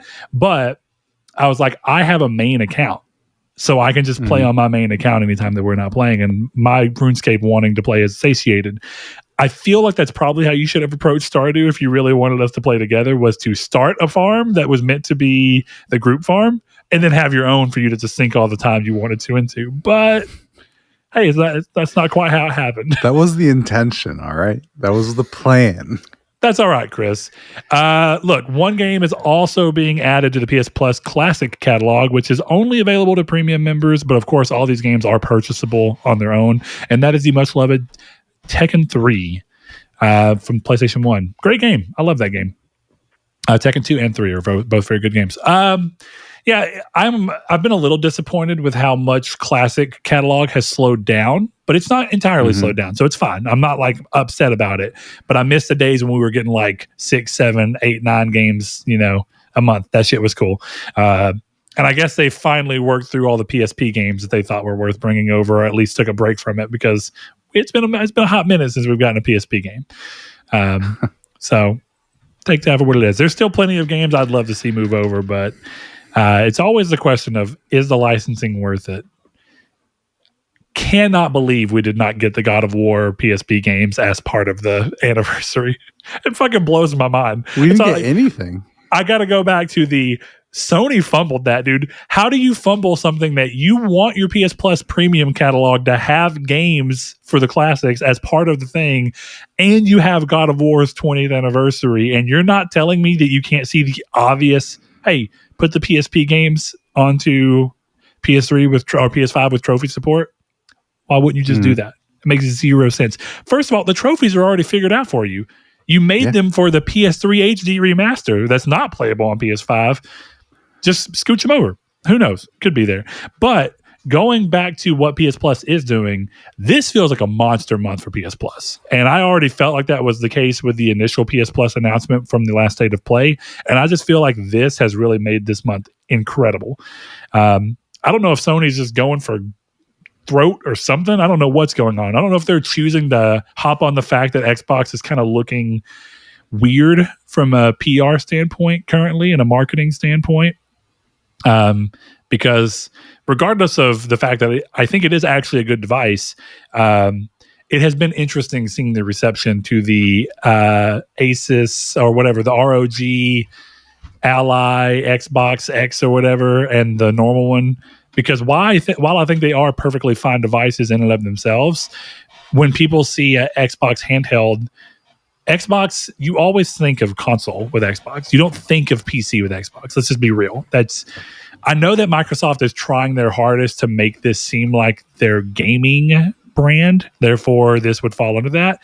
But I think when people think of Xbox, there are people that I know, and the nicest way I could say this isn't a big deal, but people who are not tech enthusiasts and do not want to deal with computer stuff, who saw this and are like, can't wait to get this. I want this. Before the price was announced as well, just to throw that out there. So couple the fact that the high-end one's $1,000 with the fact that it is not an Xbox and you cannot play Xbox games on it. You can play Anywhere games that happen to be on Xbox on it. Mm-hmm. You cannot play Xbox 360 games, original Xbox games, most Xbox One games, most Xbox Series X games. You can only do the ones that have Play Anywhere enabled, which is really only the Microsoft published games. The device is still really cool and very powerful for a PC handheld, but that's not what people are thinking it is. So it's been an interesting divide. So I don't know what Sony's strategy is here, but man, killer month for the service in my opinion. And I wouldn't be surprised to, in a soon earnings call, see that PS Plus has got a, height of members, This is really a bonkers month. Like Silent Hill 2 alone, one of the best games of all time, is crazy. And with Alan Wake 2? Right. Already. And with V Rising? And what's the other one that they just... And Until Dawn? Yeah. Which is a really new game, regardless of how people responded to it. For free? Hell yeah.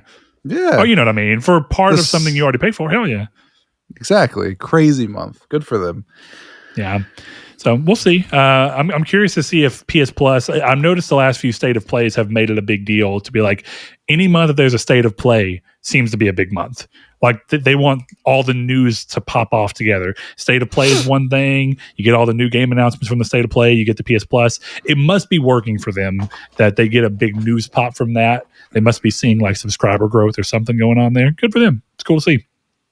Next piece of news up, though. Chris chose to put Bloodborne 2 as the header for this. Sony's Bluepoint Games is hiring for a new third-person action game. Hint, hint. Following the cancellation of its live service God of War title.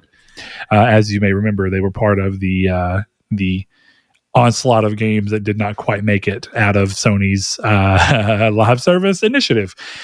So it seems like we're finally seeing Bluepoint come back around to wanting to work on something. First thing I actually want to say here more than anything, Chris, is I want to get your gut on whether or not you think that this game is going to hit PS5 or not. And I ask that because Bluepoint being mostly a remake studio prior to this, they actually did the Dark or the Demon Souls remake in like 3 years. It's pretty good dev time. And they did the Shadow of the Colossus one in like 2 years, which is pretty good dev time. And I think that if we were seeing them do another remaster / remake, there's a chance, because it does seem like this generation is going to be a little longer as well. If we look at something that's coming a little bit later in the news cycle, that this game could hit. But I guess that's the question. Seeing that we saw them move to an original title for a bit, do you think that they have stayed on an original title, or do you think that they are going back to, I don't want to say ostensibly what Sony bought them for, but it also feels hard not to say that Sony bought them for remakes? Well, it's funny because I want to agree with you, but clearly Sony didn't buy them for remakes because they bought them and were immediately like, go make a game on your own. Like, I've said it before, and I'll say it again. One of the dumbest things is letting Bluepoint make what they want. I get it. Good for them. Like, good for them. Honestly, like as someone who wants to be a creative, you're a creative. Like, you always want to be able to do what you want. Yeah, but 100%. I don't. It would be like right at my restaurant. Right, I work at a burger joint. It would be like, you know what we're gonna do. We're gonna switch to Asian food. And it's like, okay, cool, but you bought us because we make great burgers, and I don't know how to make General Tso's. You know what I mean? Like, and that's what I don't understand. It's like, why would you buy a remake studio and then immediately go, here, why don't you make a new game from the ground up? And also, why don't you make a new live service game? And also, why don't you make a new live service God of War game? It doesn't make any sense. Every bit of that seems odd. I will say, I think that there's a version of them making their own thing that I can understand. As much as I know Bloodborne 2 is mostly just a running gag at this point, I know you want it to be true, and I know that some part of you, it's like the joke is that it's unlikely to happen, but a small part of you is also like, it's possible. But I think that there's a very different, if what I heard from them was, and I'm sure that this kind of feeds into the God of War, because I mean, God of War is at the end of the day a third-person action game, which is what Demon's Souls is. It's really a third-person RPG, but it's an action RPG. So going through there, I think if you look at me and you go, hey, I want to make a single-player game, because we made those, we know what those are, we know what it takes, we know what the DNA of those are, because we have to study it heavily to understand how to remake it. Okay, cool. And we want it to be in a genre that we have a lot of experience in, because we've done a lot of third-person action work for remaking and understanding how to retool the Shadow of the Colossus combat and the combat from Demon's Souls. Okay, cool. Honestly, it's the live service aspect and the God of War aspect. Primarily because I just don't think that God of War as an IP is a good fit for a live service title, if I'm just being honest. Yep. I'm not saying it's impossible, but I don't think it's the IP that would scream to me. I actually think that, do you remember that we had that thing of there being like a Monster Hunter take on Horizon? Horizon makes way more sense to me as a live service game. Yeah. I agree. Than God of War. So I think I can kind of see buying Bluepoint and being like, look, y'all have done a lot. Definitely as you've been moving towards remakes, y'all have done a lot of work. You want to make your own thing. As long as it's a third-person action game, let's see what you can come up with. I kind of think that works. I think the only real confusing part is live service God of War. Those are the two elements that make me go, maybe it's worth putting your foot down and going, hey, you can't just make anything you want. But I also know that that's not really what happened, right? I know they have to pitch these games, and I'm sure that someone up high in Sony was like, God of War is one of our biggest IP. We want to do live service. This is a studio out of Austin that's really cheap to operate in comparison to 90% of our studios. Fuck it, let's try it. I mean, isn't that exactly what Shuhei said? I think it was on Sacred Symbols, where he was like, we don't tell the studios what to make, but the studios are going to pitch what they think we are going to allow them to make. So if we're in a live service push, the logic is they're going to be more interested in a live service game than a cool single player game. Because the idea is, this is the easier thing to get greenlit right now. Exactly. Yeah. And clearly it worked for a while. I don't know. I look at the weird decisions, and like, to be clear, I'm using this as an example. I think MeteoricDemise did a phenomenal job, and they should be praised. Yeah, but like, why would Sony have not gone to Konami at that point and been like, "We got Bluepoint, we'll do it exclusively"? Like, or you go to Konami and go, "Metal Gear Solid Delta, we got that," And I'm not saying that any of those would be better for me as a consumer. Like I said, I love I love Bloober Team's Silent Hill 2. It's one of my favorite games of the last 2 years. And I haven't played Metal Gear Solid Delta yet, but it looks fantastic. But like I don't understand like why they would take a studio that was renowned for doing, ports and then remakes and then be like, "Oh, by the way, you're going to make a new game." It just doesn't make any sense when like you could have cornered the market on remakes. You could have had them doing Uncharted. You could have had them doing Infamous. You could have had them doing fucking anything. The Getaway, There's even like you look around the industry at stuff that's going on. Like, could they have partnered with Rockstar on Max Payne 1 and 2? Like, I don't know. But like, well, and look, that's maybe the opportunities. Maybe they wouldn't have wanted to because maybe those developers don't want to. As we're seeing more and more publishers rather wouldn't want to because we're seeing more and more publishers wanting to steer away from exclusivity.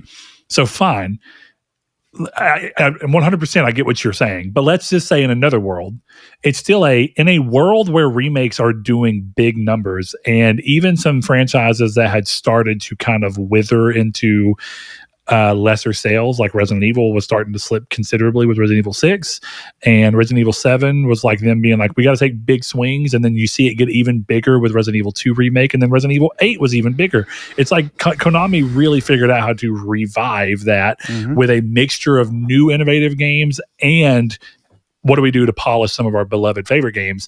And I think it's really interesting that Sony didn't use that as an opportunity to go, what are some of our IP that could really stand to benefit from a remake? Like, if we're being real at this point, and maybe this is what's going on at Bluepoint right now.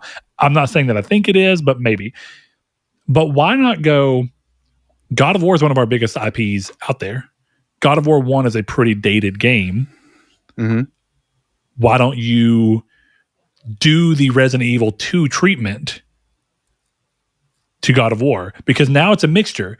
Now you're actually doing something that you didn't do with Demon's Souls or Shadow of the Colossus, where those games are pretty damn faithful remakes. Like, they look a lot nicer and they're a little smoother in the gameplay section, but they play the same. The level design is the same. All you've really done is make it look like a modern game. Yeah. More than anything.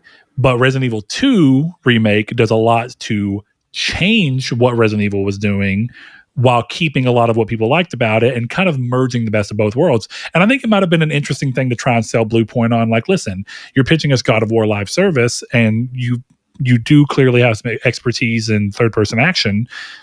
But why don't we just peel that live service back and see, would you be interested in remaking God of War 1, but also recontextualizing it? You can have some creative freedom. You can change some things like Bloober did in Silent Hill 2. You can add parts to the game that you want to flesh out a little bit more. You can completely change the way the magic system works in this game. You can add story content. You can write some new scenes while still basically working within the same thing. I think that would have been a really cool way to use them, but while still applauding the fact that it is cool that Sony was like, yeah, if that's what you want to do and that's what you pitched us, go for it. I do love that. But what I don't love is that we're going a full generation of what seems to be most studios getting maybe one game on PlayStation 5. And that's if we're lucky. Yeah. And I think, just to clarify, like, I wasn't inherently suggesting that they should do the specific remix that I was calling out, but it's more like you have this opportunity with these guys to do exactly what you're saying. Like, take God of War 1 and make it better. Or guess what? God of War 1 and 2 are not long games. How about a God of War Greek collection, and you make God of War 1 and 2, one long game, and then you throw in, I'm pretty sure, the Bloober remake or the Bloober port of God of War 3, not Bloober, fucking Bluepoint.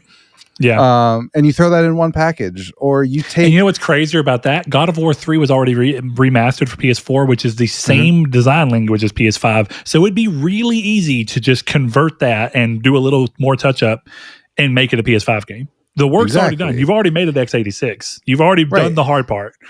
And that's my thing. I think because, like, right now, yeah, you're exactly right. Like, these studios are in this place of, well, we want to make the money. We don't want to be exclusive. But, like, Sony's wasted a lot of time with this studio where like when they acquired Bluepoint, if they'd gone right to Konami and been like, Metal Gear, give it to us, they're remaking it. You probably could get that, before Konami realized that they had good IPs and should probably make video games. You had that opportunity. So I don't know. We'll see. I'm interested to see what they do. And I hope they make a great game. Like, it's not me saying like, oh, the Bluepoint sucks and they're not going to make a great original IP. I was excited to see like, oh, we're remaking this, or we're remaking Legends of Dragoon, or Bloodborne remake is coming from Bluepoint, or I don't fucking know anything, Yeah, no, I get it. So with that being said, it sounds like you're pretty firmly in the camp that you still think they're going the route of being an original product. I think with that, I'm also hearing but I'd rather hear you confirm it. Do you think that this game makes PS5 or is this a PS6 game? It's gonna be a hot take. I think there's a non-zero chance this is a PS4 game. Well, I'm not even like joking. So that actually, it adds a wrinkle that this is more falling into the way things have been rather than thinking about the way that I actually think things are going to go, like I've mentioned a while back. In many ways, this game is going to be a PS5 game. 100%. But is it going to come out in the PS5 life cycle specifically, or is it going to come out in the PS6 life cycle as a PS6 game that happens to also have a PS5 version? And I guess that's the technicality that's going to exist, is that because of the fact that they seem to be doing away with the idea of a traditional generation and things are going to kind of scale, which is, look, we go through a thing where it's constantly tech companies are just doing the right thing at the wrong time. I got to give Microsoft a lot of credit because that's exactly what they were trying to. It's really what they're doing with Xbox One into Series S and X. That's what they were trying to pull off. It's just kind of no need for there to really be everything, and that's why the Series S exists. Everything's about scalability, and that's what everything's moving toward now, much later in the generation than the S, but that wasn't so obvious at the time. But unfortunately, the S didn't come out in a generation that was ready for that, so a lot of games struggled to work with S because it's just wasn't where we were there. But I think generally speaking, the technicality that's going to happen is that Sony can technically say that every studio of theirs put out a game on PS5 because there'll be a PS5 SKU of every game that's coming out of Naughty Dog. And, I'm trying to even think. I mean, who are some of the other heavy hitters that actually haven't released a game on PlayStation 5 yet? Because look, right now, I want to say PS5 exclusive. Haven, Firewalk. True. Valkyrie. But of their big studios, right? Like Guerrilla's had one game. Yeah. And it's very likely to be their only game. Haven't they all had one? Bend is it? Bend hasn't. I don't even think they made the port, so they did. They worked alongside them. It was weird. There was another studio involved, but it was like a co-effort. But that's also kind of like, where do you get into this thing of like, technically Naughty Dog just supported The Last of Us Part 1. They did not make that. But their name got slapped on it because they ended up working on it some. And it's going to sell better if it says Naughty Dog primarily. So in a way, I guess maybe I'm complaining about something that, like, really the only studio that's outright skipped now that Yote's out, the only studio that has outright skipped this generation has been Bend. That I'm aware of. Other ones have been closed. I mean, like London Studio didn't put anything out this generation, but is that true? I'm pretty sure. Yeah. I mean, I'd love to be wrong. If you want to look real quick, I'll gladly hear that out.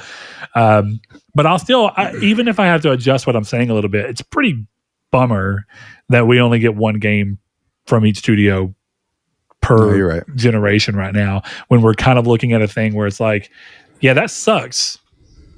Because like, even looking at PS4 and Naughty Dog's output on PS4, you got Uncharted 4, you got Uncharted Lost Legacy, and you got The Last of Us 2. That's 3 games. And even if you want to kind of look in a weird way and say, do you really want to count Lost Legacy? I'd say, yeah, it's a really big shakeup on the Uncharted formula. I think it's enough to classify it as its own game. So you get 3 games from them. And this generation, we're going to get Media one. Molecule. Medium Molecule is also skipped. Yeah. So I'm looking. I don't know, man. We're in a weird spot. It's I mean, Insomniac has put out a bunch, but I think it's clear to me now that Insomniac, all of their stuff was just timed well to hit. I think we're getting Wolverine, so I think Insomniac's still going to be the MVP of this generation, just in terms of output. But Wolverine's clearly their last PS5 game, in my opinion. I would be literally flabbergasted if they managed to put out another game. They're gonna prove you wrong with something bullshit like, oh, we've remade Sunset Overdrive here at Insomniac, and then they'll give you specifically the finger. That'd be interesting. You know what? I would actually count that. I wouldn't count them remastering something else again. You know, that's the thing. Is like, you can say Naughty Dog's had output on PlayStation because they've done The Last of Us Part 2 and The Last of Us Part 2 remastered, and The Last of Us Part 1, they worked on it. And then the Thieves Collection, but that wasn't really them, and that's not really what we're talking about. We're talking about original output on a system, which is why I didn't include Spider-Man Remastered. If you really want to get into it, Spider-Man Remastered means that fucking Insomniac has been even crazier. Yeah, true. But, you know, that's not really in the spirit of what I'm talking about. So, I don't know. I'm kind of in the side. It screams to me that this is a game that's going to be ready for PS6 that will just benefit from having a PS5 audience because of cross-gen, which is it's not a terrible thing. It's just, I don't know, man. That sucks. I really thought, given how great Demon's Souls remake was, I was ready to see a just console generation of incredible remakes of cult classic games from PlayStation coming back around. How cool would that have been? And if there's a cult classic game of PlayStation to be made, fucking dude, Legend of Dragoon is definitely one of them. That is a game that people love and it has a big following, but it didn't necessarily sell crazy well. Neither did Demon's Souls, but it's the right thing to give to a studio like Bluepoint that are small and cheap. And it seems like a game that, if remade in hopefully a different art style than every other game in that genre, I think it would do pretty well. Yeah, considerable. Yeah, I've played like 10 hours of that game. It's sick.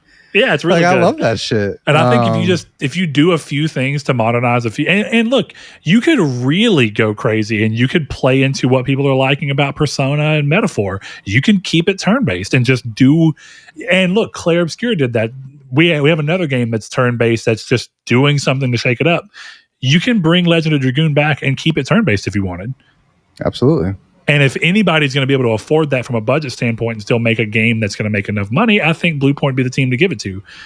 They are one of your most cost-efficient teams to do, and I think it'd be interesting to see. But you could also go further. You could do some weird shit like Square decided to do with Final Fantasy VII. You know, you can be like, we want to see how we can make a real-time combat work. And see, what's cool about that is that that's really still what I'm kind of talking about. I feel like it's a way... Because look, Sony had a lot of years of experience working with Bluepoint, and it was all remasters, right? They handled the Uncharted remaster, the Gravity Rush remaster, the God of War 3 remaster.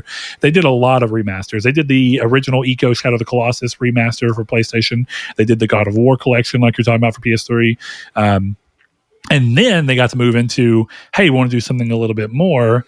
Let's do that in particular. That's cool. That's a good idea. But so that's a step up.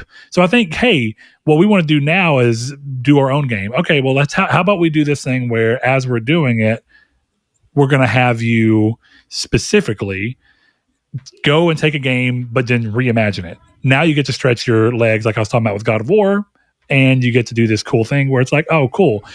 We get to show some originality, and you get to show Sony that you know how to make an original game. And then the next game you can do can be fully original because now we know that you have that skill set needed to make that work.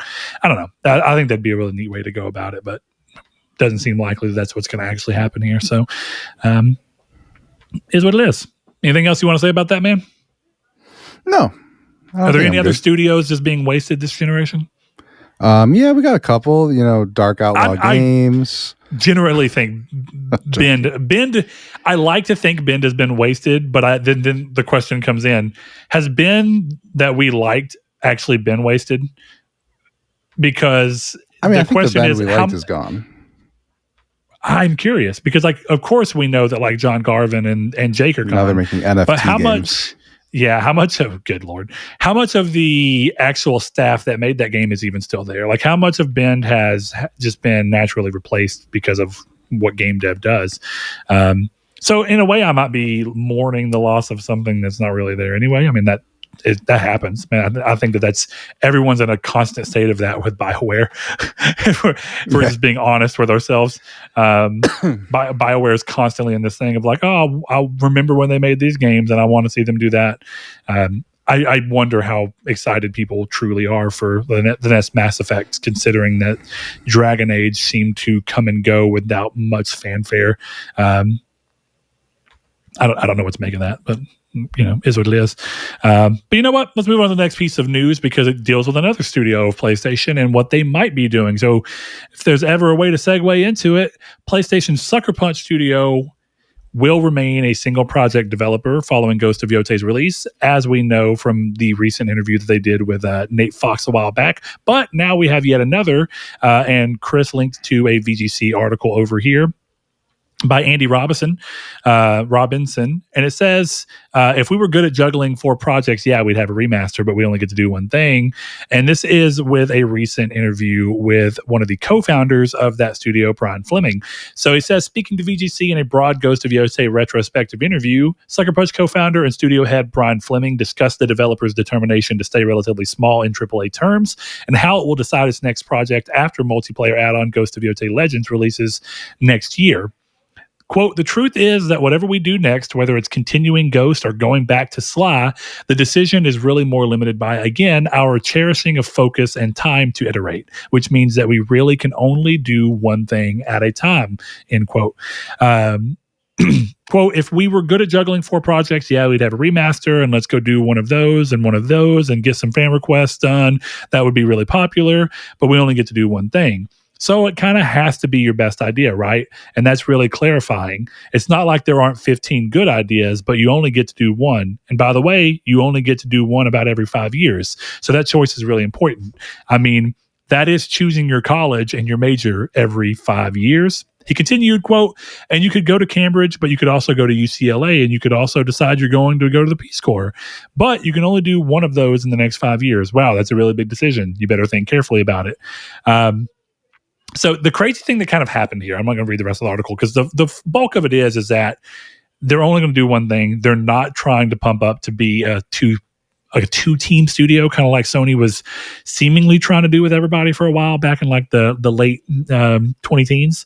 They were kind of redeveloping studios, giving them second teams. And if you notice, there was supposed to be a second team, going back to talking about studios, there was supposed to be a second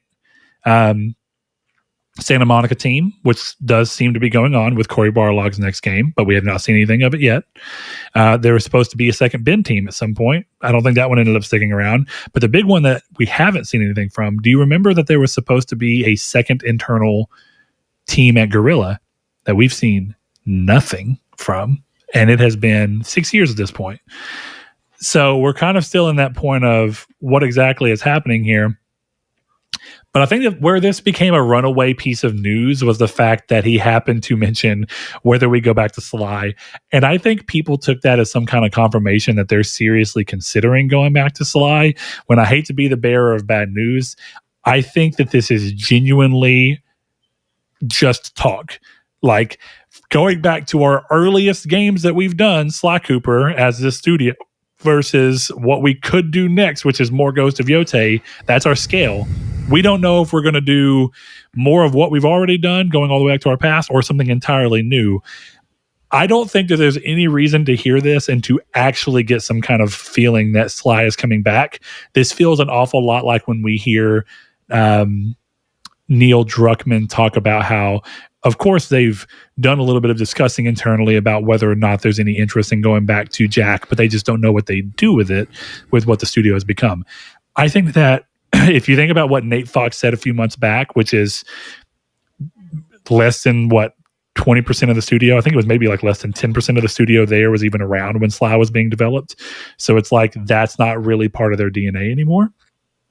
At least Sly specifically. I think there's people that are talking about Ghost of Yote having some Sly-like animation. And you know what? I think that there's something to be said that an animator who's at Sucker Punch now, who's been going through their games, yeah, their animation studio has always had kind of a through line. So if you're learning on that, you're going to see some of that come through.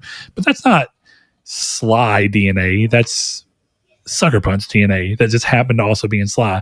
So Chris, I know that you took to Twitter to bemoan the fact that he mentioned Sly because that's not what you want out of them, but also you weren't a big Ghost of Tsushima fan. You're considering trying Ghost of Yotei to see if it kind of scratches an itch for you. What do you think of this? Do you think that there's any merit here to actually go, ooh, more Sly Coopers coming? No. What do you want them to make in your wildest dreams? Like, do you actually just want to see them go all out something new so that you have a chance of kind of reconnecting with them? Do you want to see them go back to Infamous? What are you thinking? No, look, my thing is just like, I'm sorry.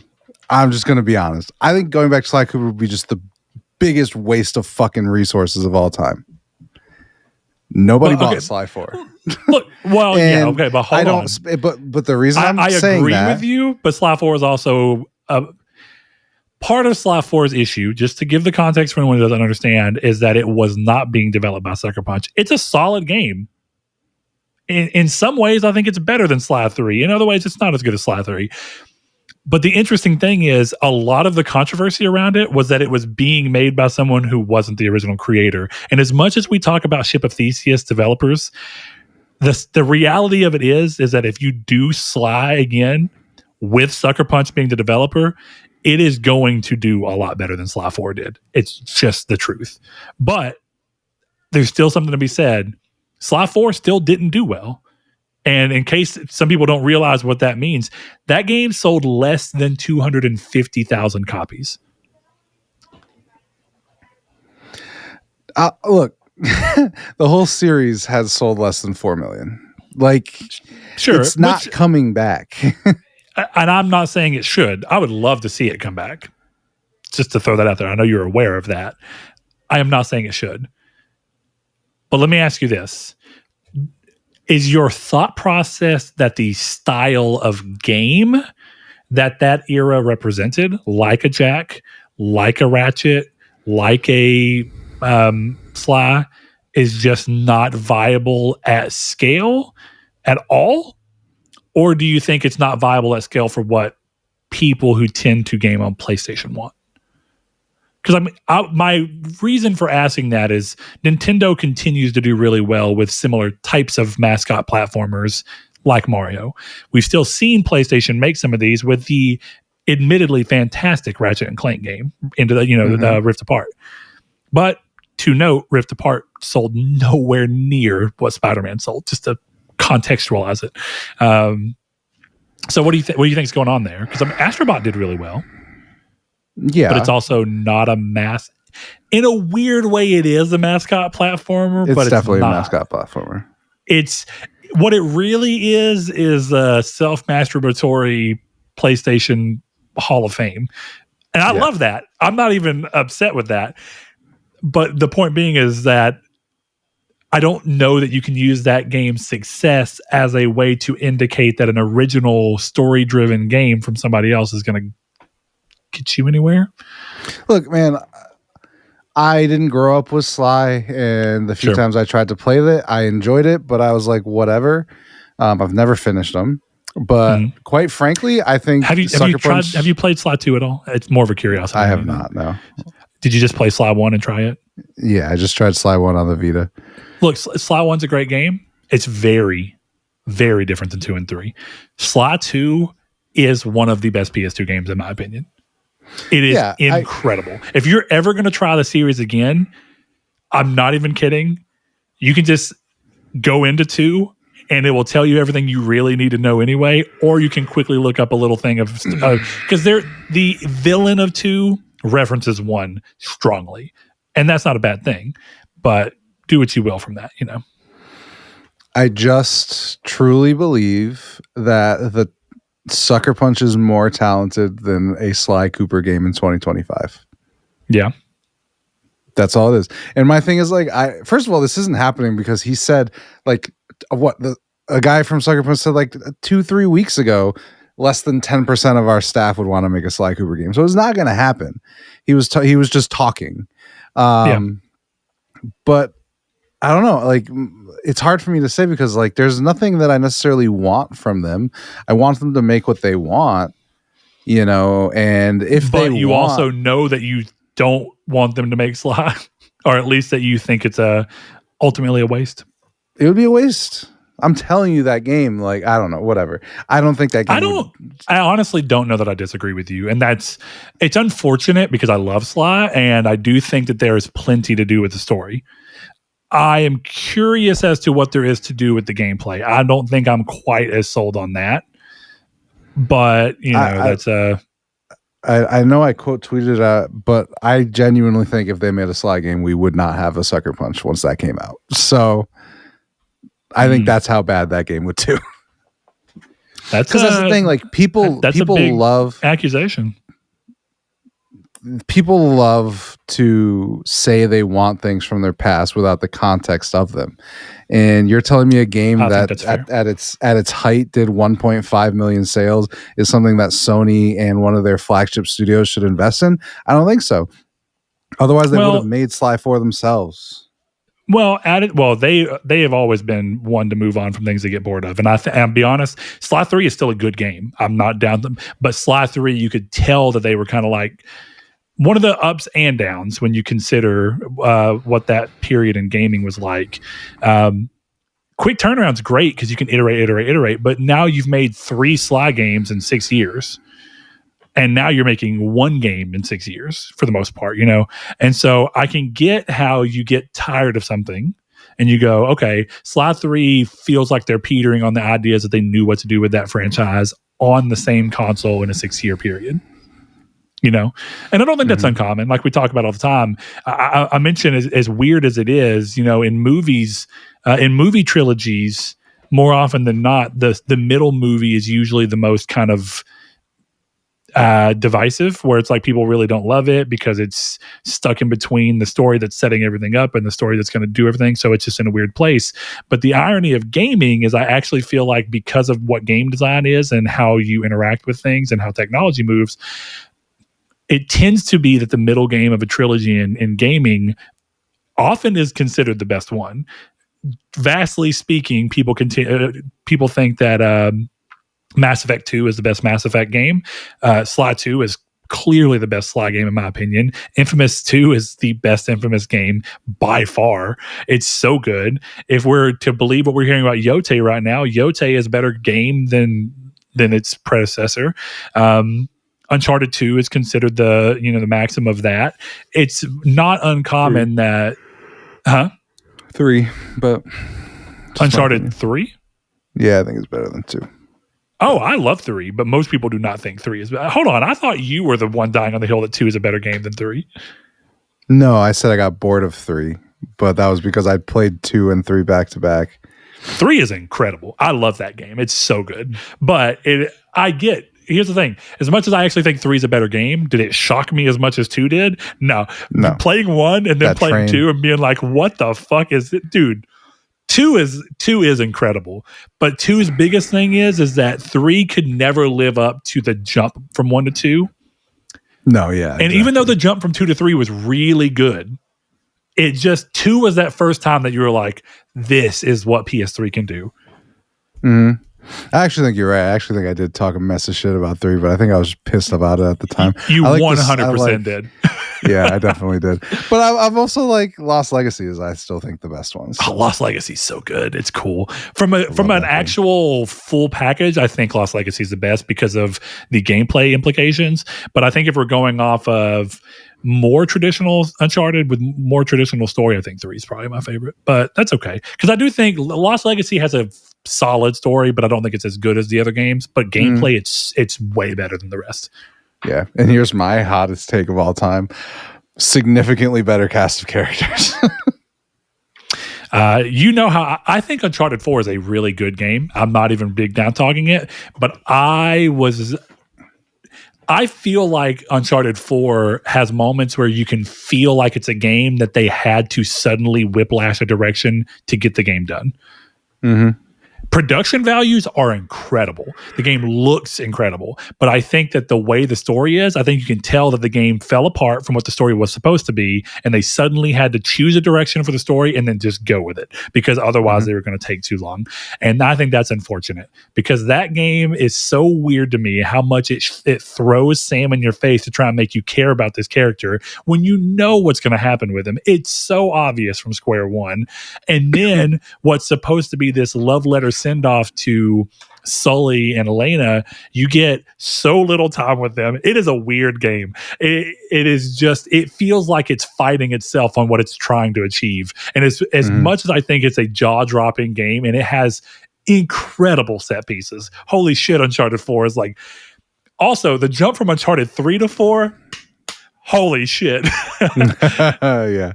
I remember the first time seeing the cutscene in the hotel when Elena like shows up and she's like, what the hell? I was like, am I watching a fucking movie right now? What is going on?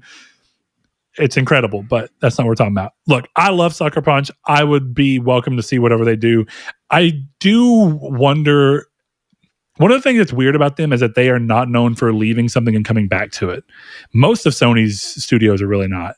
So the problem is, for people who like Ghost and want more of it, I could see why they want them to do at least one more Ghost game and then move on. And that would fit their MO, right? They always make 3 of whatever and then scooch on. Mm-hmm. I want to play Yote to be more confident when I say this. I think stylistically, with where gaming is right now and how tired I am of open worlds and the Ubisoft style open world, again, without the context of how this game actually operates, but I feel like there's no way it makes a massive change over one in the way that they present the open world. I want to see them move off and do anything else. Not because I think Yote or Tsushima are bad, but because I think that they're too much like what the games industry is doing, and I miss when Sucker Punch was doing a little bit different. So we'll see what comes of it. We shall. All that said, we're not seeing this game until, if we're really lucky, 2030. That's crazy. So at some point, it's got to be honest with yourself. Yeah, me too. The last thing we're going to talk about today, and then we're going to wrap this up with a question we got, is actually, you know what? Let's do this right now. I think the question's a good slot in to then segue into this. And the question comes from our longtime listener and patron, Mr. Jehudi MD. And I think it's a good question for both of us, because both of us ended up getting them, are getting this particular platform. So Jehudi says, with PS5 Pro almost a year old, what are your thoughts? Is it worth upgrading to today? Worth the cost overall? I've been noticing UI sluggishness on my PS5. Have you encountered any on the Pro? Now, Chris, we've had quite a bit of time with the Pro. And I think one of the things that we mentioned really early on with the Pro was about how snappy the UI feels and how really nice it looks at 4K. So I guess let's start there. I have not noticed any slowdown with the Pro. It is lightning fast on everything. And I think it's one of the things where I don't know if it's because it's newer hardware and it hasn't had time to age as much, and maybe your PS5's showing signs because it's naturally gotten hot more times and the silicone is reaching a certain point in its age. The fans are more clogged. There's just naturally more dirt in your cooling system, dust. It's naturally part of what happens there. Or if it's just a mixture of the fact that it is better hardware and that they're doing different things with it. So on that front, I think that, yeah, the Pro is very smooth, and it's hard to fault it for anything from an operation standpoint. Now, from a value standpoint, I think that gets complicated. And the main reason I say that is because who are you? What do you want from a game system? How much are you willing to spend knowing that within probably the next 3 to 4 years, we're going to get another console? And you talk about the value updating now, and is it worth the price? The other problem with that is the PS5 Pro has gone up in price since it launched. I'm pretty sure. I think it's gone up to by $50. Yeah, $750, right? Yeah, if I'm not mistaken. Yeah, it increased to $749 $99 on August 21st of this year in the US. I'm sure it went up very similarly everywhere else. So one little extra wrinkle I want to throw in there right now is that Sony just put out a hardware revision for the PS5 Pro and the DualSense. I'm not going to spend a ton of time on them because they're very light. Most of what changed in the DualSense is that they removed one speaker, one microphone. That is probably going to make omnidirectional talk a little bit different on the new one. So voice chat may not be as good when you're using it from the microphone that's on the controller, but that's not an ideal way to play anyway, so I don't think it's a big deal. Also, it seems like they changed manufacturers or suppliers for the batteries and thumbsticks and haptics. So seemingly it's to either diversify so they don't have to worry about tariffs as much, or so that they at least have a better supplier relation chain. And on the PS5 Pro front, they changed the fan. The cover for the fan is metal on the PS5 Pro that came out at launch. The new one is a plastic cover. And they also trimmed the weight some a little bit to make it a little bit more narrow. And they trimmed a little bit of stuff off of the cooling thing to make it a little more efficient. And again, weigh a little less. So I don't know how much that's going to matter. It could be that you're getting a better piece of hardware. It could be that some of those changes you could view as less premium because now you're not getting a metal fan cover. You don't see the fan cover, but what does that mean? Hard to say. On a value of actual using it standpoint, Chris, do you feel like the cost has been worth it for you? I don't know. For me, the PS5 Pro has always been hard to analyze because I don't know. I think it's a great console. I enjoy what it does, and big disclaimer, my brother bought me mine for my birthday. So that is a factor in my judgment of it. But I don't inherently think there's anything it does that I would miss had I not bought one. Because it's kind of like what I've said about 60 FPS, right? If I don't see it, I won't miss it. But once I see it, I'm going to miss it. And I think that's the same thing with the PS5 Pro, where it's like there's stuff it does that if I went back to a PS5, I would have a worse experience. But had I never bought the Pro, it wouldn't change my experience on PS5. Does that make sense? Yeah, and I think, and I'm not saying this to downplay, I get exactly what you're saying, but I also think that maybe sometimes we fool ourselves out of thinking this, but I think that that's our relationship with all devices in the modern world where things kind of iterate quickly.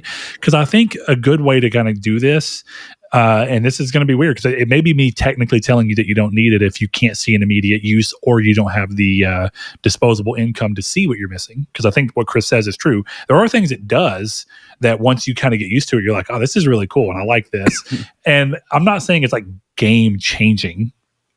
Arguably it is in certain things, like Final Fantasy VII Rebirth looks fucking insane on the Pro in comparison. And I do think games, generally speaking, look really good while running at 60 frames per second instead of you having to do the compromise that you had before where it was like, well, it's 60 frames per second, but it's a little blurrier.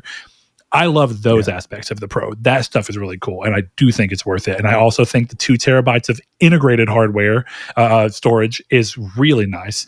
Even though I moved my 1 terabyte hard drive from my PlayStation 5 over before I sold it to my brother, I haven't needed it at all. 2 terabytes is a lot, and having it just sitting there already is really cool. So those aspects are really cool, and I think that the value is definitely there for the price, given that you have that kind of money and that you are willing to pay to see what you're missing out on. But think about your phone for a second. And part of the reason I say this is because I'm in a really weird position where I have 2 cell phones. I have one that's my work phone and I have one that's my personal phone. My personal phone, I pretty much upgrade every year. Not because I actually think I need to. I just like tech and I like to see what they're doing and I'd go through it. But you want to know something that's really interesting? My work phone is a Pixel 6.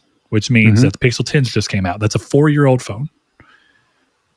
And it's not even a Pixel 6 Pro. It's the base model Pixel 6 that was $700 when it came out. My new phone is the Pixel 9 Pro XL. That's the newest one that I'm on. And I am, because of curiosity, because I think that they're getting to an interesting place, I'm severely considering buying the Pixel 10 Pro Fold because it's the first foldable device that is IP68 water and dust resistant, which I think is really interesting. And I'm playing on my phone a little more often because of RuneScape. And I think that playing on a bigger screen, having the fact that one of the biggest reasons I didn't want foldables before is that a lot of them were foldable where you'd unfold the fold, like the Galaxy Z Flip. And it means that if the inner screen starts to fuck up for some reason, the outer screen is not big enough to function as a phone. Well, the Google 10 Pro Fold, and so is the new Samsung Galaxy Flip, whatever, Fold.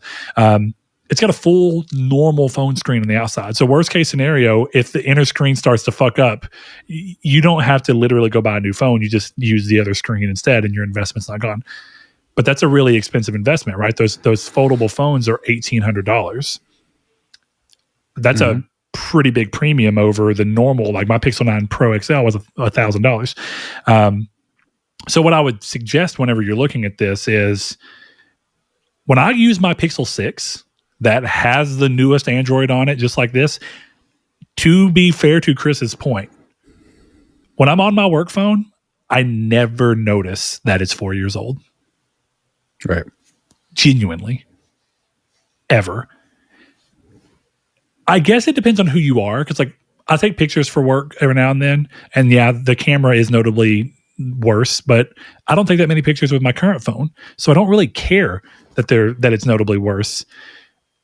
It's got a worse processor. It's not quite as good at doing some of the AI features that Google's phones have, but I don't think that there's, if you were to literally put a gun to my head and ask me whether there's any notable improvement between the Pixel 6 and the Pixel 10, or the Pixel 9 at least, that I have experience with, and I use the 6, 7, 8, and 9, no, there's not. And I think that if you really just wanted a Pixel and were willing to give up certain things or whatever, I'd say, yeah, go buy a used Pixel 6 for $200, or buy the Pixel 9a, which is like their budget rebuild version of it that has a lot of the same stuff. So to that end, I think anyone who's been curious about it for long enough that it's continued to kind of permeate their thoughts as if it's something they can do and they know they have the money, I say pull the trigger. I think that you'll find that it's worth it. Yeah. But if you don't feel like you're missing out on anything and you're not curious enough to see what you might be missing out on, just wait until the more obvious jump, which will be the PS6. And even then, temper your expectations, because consoles are kind of getting to a point where the return on investment from like what it can do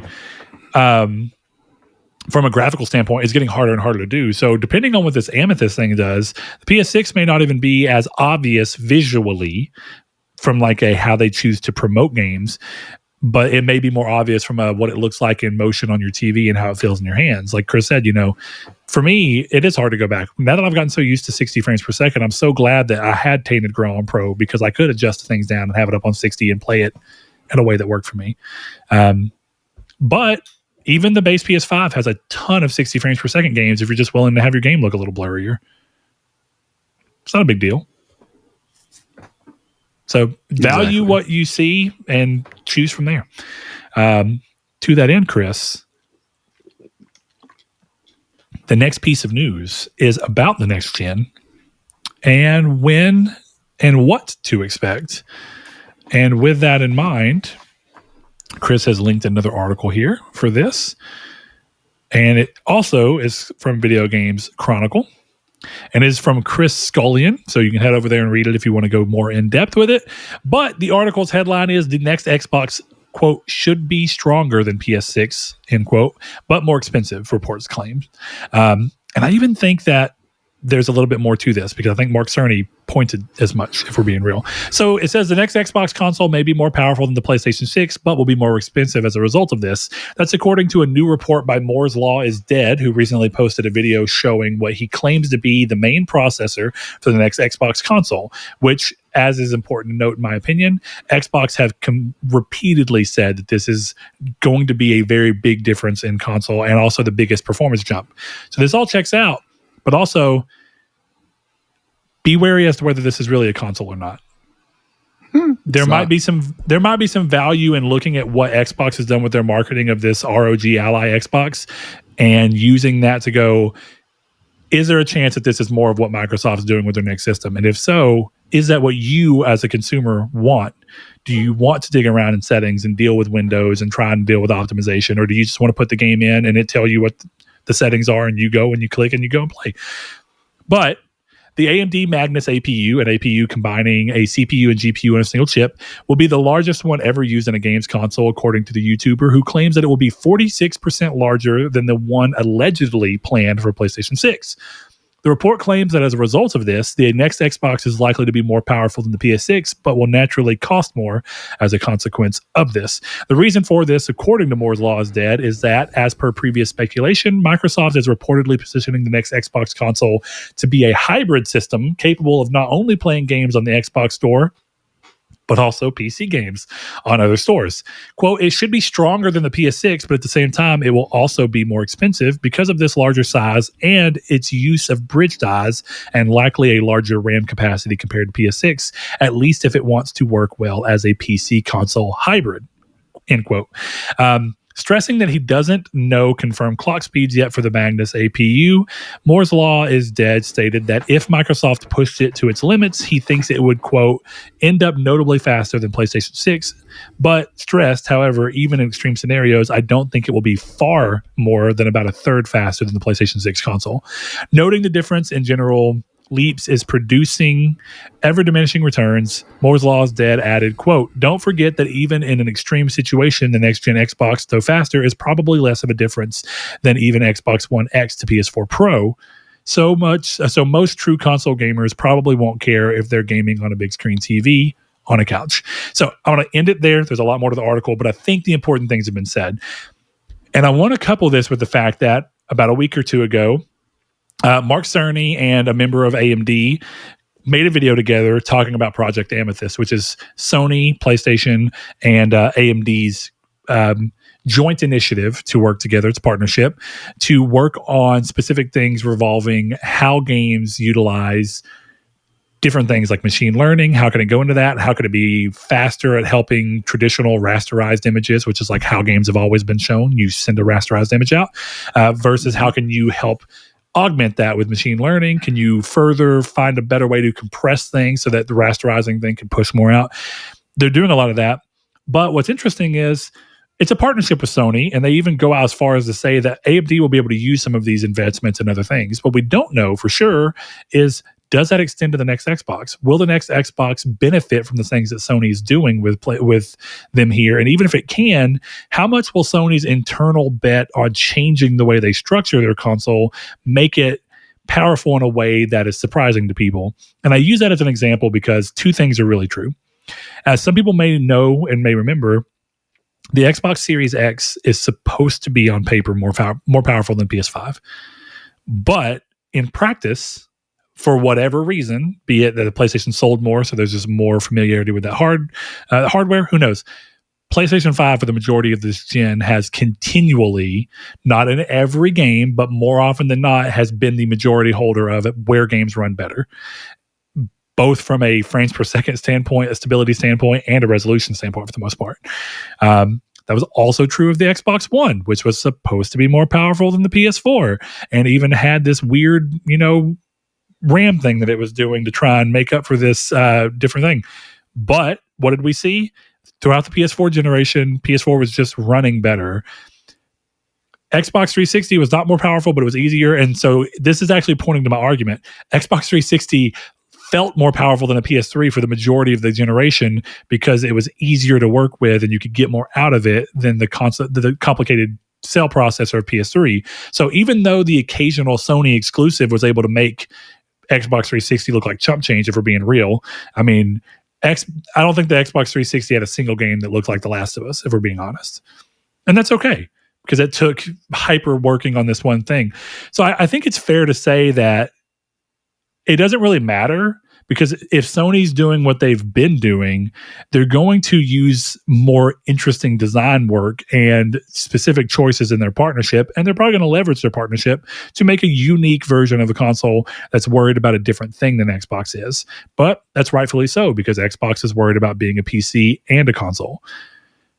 All that said, Chris, first and foremost, do you think this matters at all? And in what way? Because I think more than anything, I think price is going to matter. Yeah. It's hard because I think it matters to Twitter. And that's about it.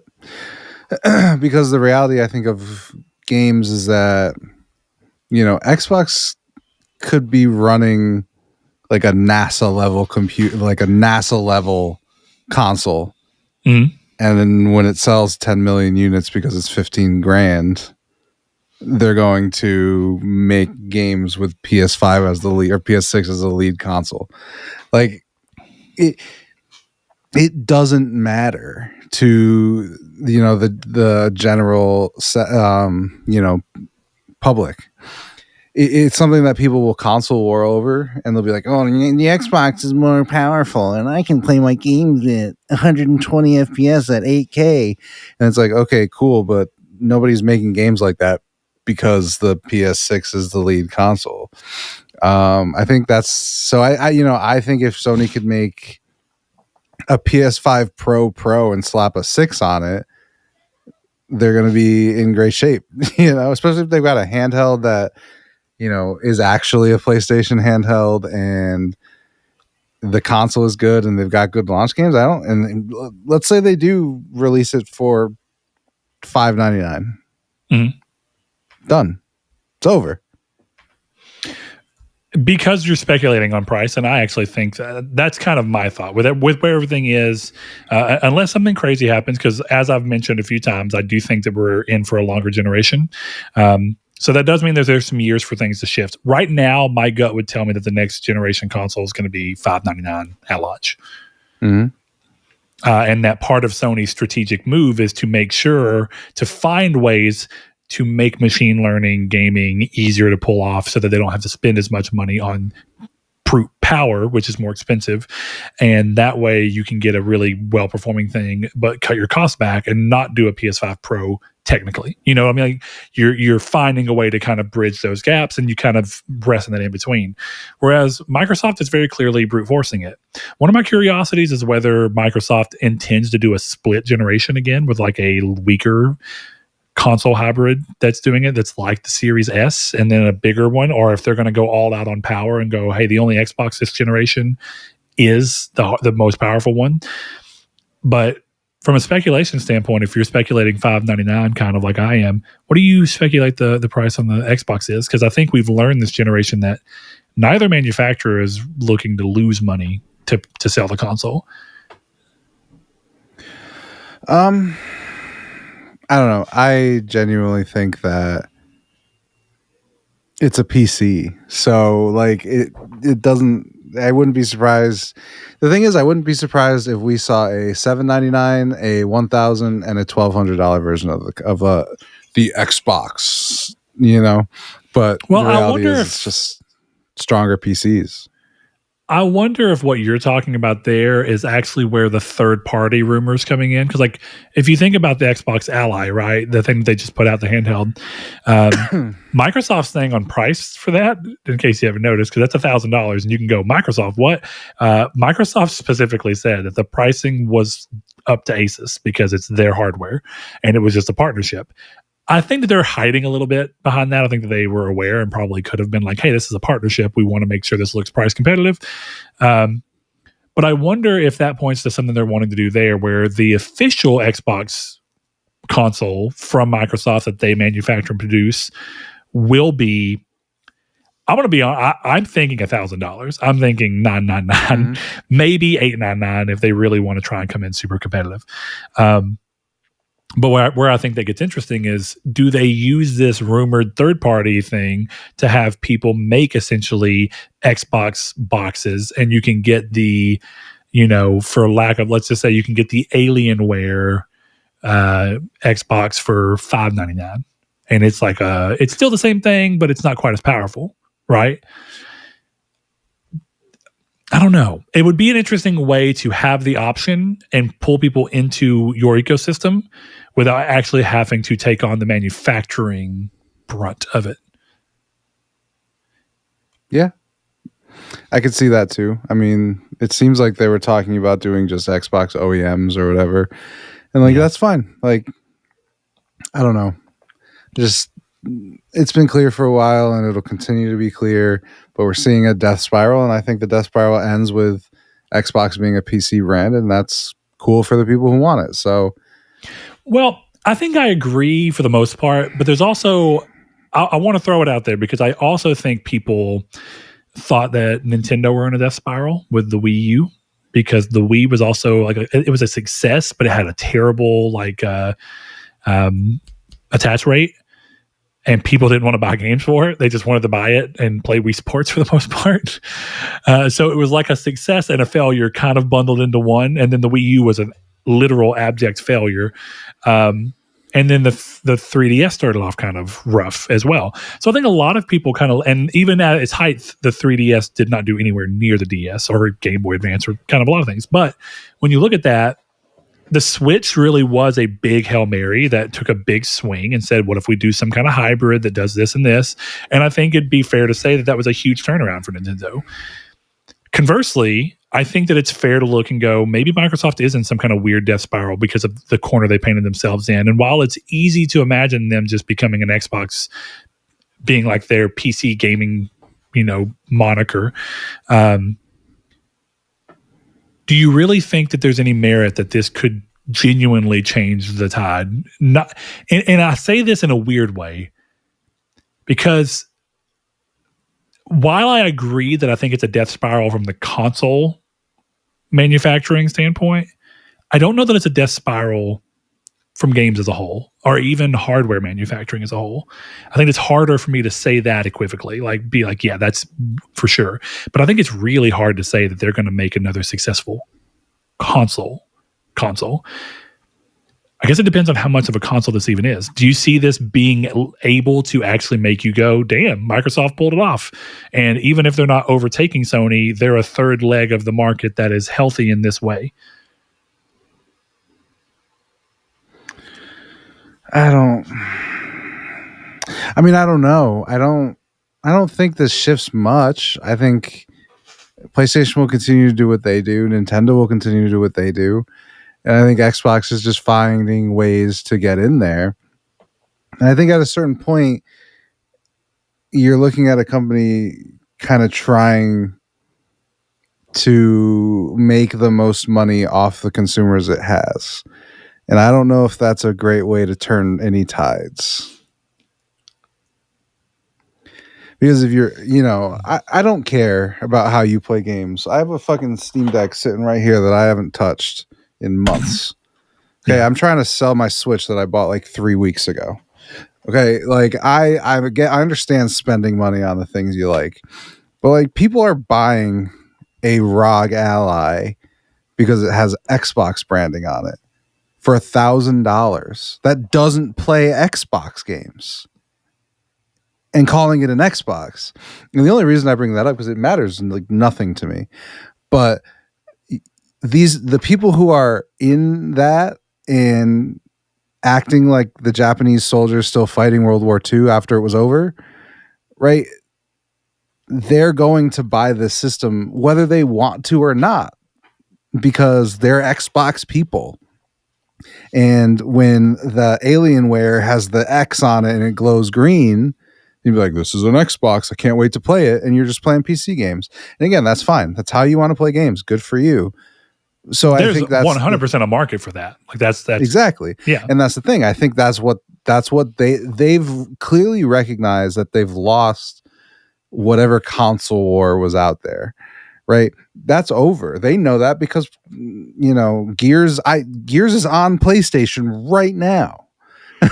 Supposedly on Friday at that Halo event, the next Halo game will be announced for PlayStation. So they clearly know as a company that it's over. And Sony seems to be going that way with some stuff. But, apparently that rumor of the Returnal game is dead. Of Returnal going to Xbox is dead. They put Helldivers there, which always made sense. We've talked about that on this show multiple times where I've said it, you've said it. It makes complete sense on Xbox. That's a Halo game by any other name. So it makes complete sense. And I think that's the thing. You look at what Xbox is doing and they're clearly catering to an audience that they know can't truly support them. So, if you can sell 10 million Xboxes at $1,000, you've made your money. At least the money you want. So who cares? Well, Do that and then put PlayStation on on PS5 where it sells more copies. You touch on something I've actually considered, but I also have a hard time squaring it up. And that may just be because I'm not considering a specific facet. The biggest challenge to what I'm about to say is that I don't see how putting games on PlayStation works in favor of this. But I wonder if part of what their goal is to, and conversely, they're also putting their games on Steam. That matters to what I'm about to say as well. I wonder if part of what their idea is to try and beat Valve at their own game, a lot like what Epic Games is doing, where they go, listen, we have a lot of games. We can essentially make it to where we're the best place to get these games. And we own so many IP, and we are the biggest publisher in gaming in many ways right now. And so if we make our own storefront, much like what Steam is, and we slowly we still offer our games everywhere, but on our service, the games are cheaper because guess what? 100% of $60 on the Xbox storefront versus 30% of the $70 on Steam is still more valuable to us. And it might draw people in to go, oh, this is a way I can game on PC more budget friendly. Can that over time start to work to where is there actual long-term goal to not even worry about hardware? Much like was said with Love, Steam doesn't give a shit about hardware. The Steam Deck is considered a success at 5 million units. That's how many there is. And that is the best-selling handheld PC right now. And that's considered a booming market. And that's nothing compared to the traditional console market or even the weird hybrid market that Nintendo started. So when you go into that, is the real pivot to offer hardware as a way to continue to draw people into your storefront? Game Pass continues to be a leg of this as a way of being more valuable until one day you hope to beat Steam at its own game and even Epic Game Store at its own game to where you are just naturally the place to buy games. And if so, that's kind of a crazy, ballsy move, but it would also make a lot of sense for a lot of the moves that they're making, because then having your game on PlayStation still doesn't matter because, you know, it's kind of like you've been saying about Game Pass, but a little different. You're still getting the money from it, right? You're still, if you have your game on PlayStation for $70, you're still getting some money, and it's money that you might not have gotten otherwise, but you can still entice people to come over to your thing by making it $60, $55, whatever you want to make it. I'm not saying by any means that is what they're doing, but I think what they're doing is pivoting so much. I think that you're right that they're admitting that they failed in the traditional console space. And that's why, what do? You do exactly what Nintendo had done. I think Nintendo admitted that they were failing in the console space. The Wii U was proof that they can't do it in a normal console space. So what do? They make a new niche.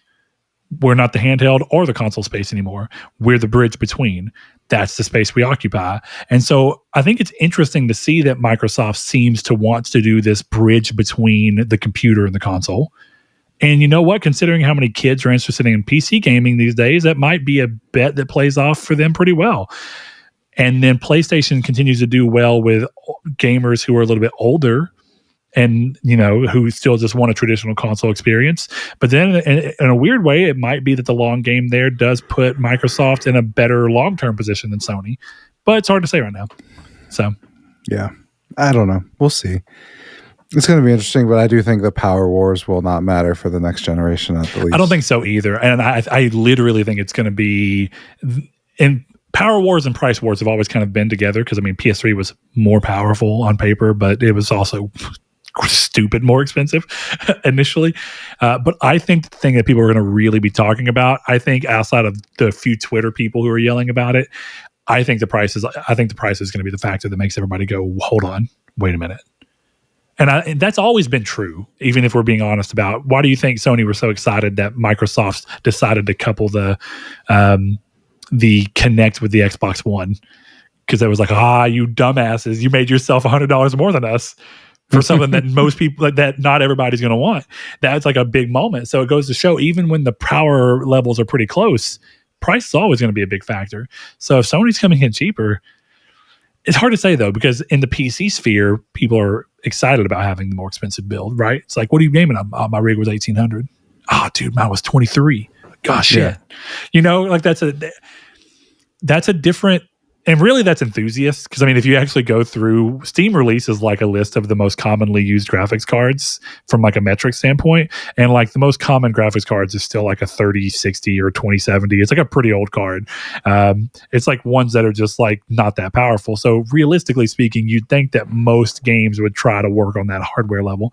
So to that end, I mean, I don't know that people would even care on that, but it may at least make the price pill a little easier to swallow if you can still go, at the end of the day, I can use this for work, for recording, for anything else that keeps me from buying a PC. I don't know. I am curious to see what it does and what Microsoft views themselves to be in this space, because I have a feeling that they'll kind of do what Nintendo literally kind of just acts like PlayStation doesn't exist. They don't acknowledge them because they don't have to. Microsoft has always had to. Well, okay, hold on.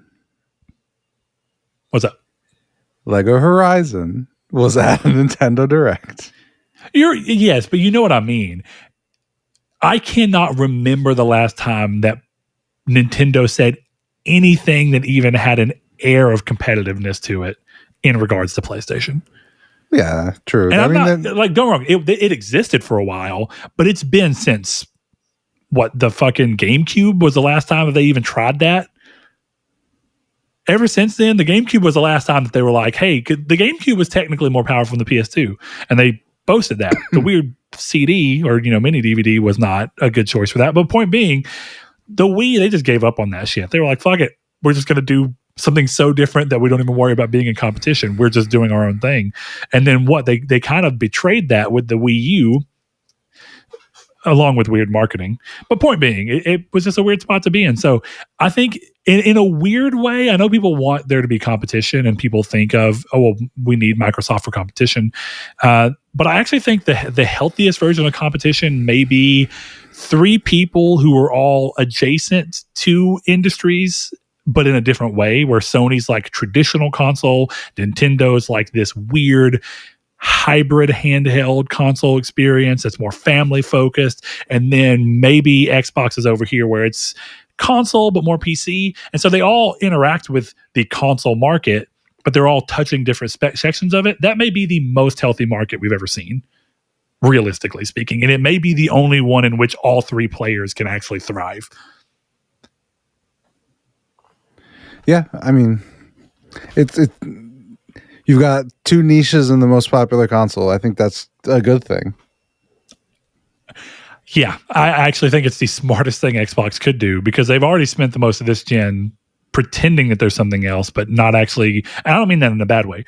I think they wanted to show that they were competing against Sony in a different way, and it hasn't worked out quite the way they wanted. Game Pass is a success, seemingly. So, I mean, do with that what you will, but the console's not a success. So it doesn't really, you know what I'm saying? It doesn't really matter in the same way, at least. So, but that's all I got, Chris. So you wanna add any further spin on that, or are you just about ready to call it and see what people got going on? Yeah, no, I don't have much more to say about next gen. All right. When do you think they're coming out? I want to say, this seems a little crazy. I want to say late 2028 earliest, but I'm really thinking 29. Damn. Okay. Yeah. I don't know why. I just get this feeling. And I think part of it is that this generation started kind of late in earnest because of COVID. So I think that they're kind of just pushing, and technology is hitting a bit of a barrier. So if you're not getting a lot of gains in the same amount of time as you used to, why not wait a little longer to get those gains, right? Mark Cerny said that we're still a few years away from seeing the Amethyst work in consoles. So if we took that right now, that'd be 2028. Yeah, that's fair. I think 2028 is what I would look at. Yeah. And I think it's going to be like what they've been doing, where it's end of the year. So it'll be like a November or December 28. I could see that. So for all intents and purposes, I kind of have always viewed that as just, it'll be 2029, but you wanted to make it hit 2028 for the sake of it. Like for all intents and purposes, it's a 29 machine, but yeah. December 30th. December 30th, the very last minute. I think that it's the thing of get in for the holiday buys, but then basically be a next year console. Kind of like whenever they do hey, it's 2024, but we're selling 2025 Broncos. Okay. Sure, man. Cool. Whatever you say. All right, man. Well, if you people enjoyed this episode, if you're watching on YouTube, subscribe if you want to see what we got coming up next. We have a new episode out every 2 weeks.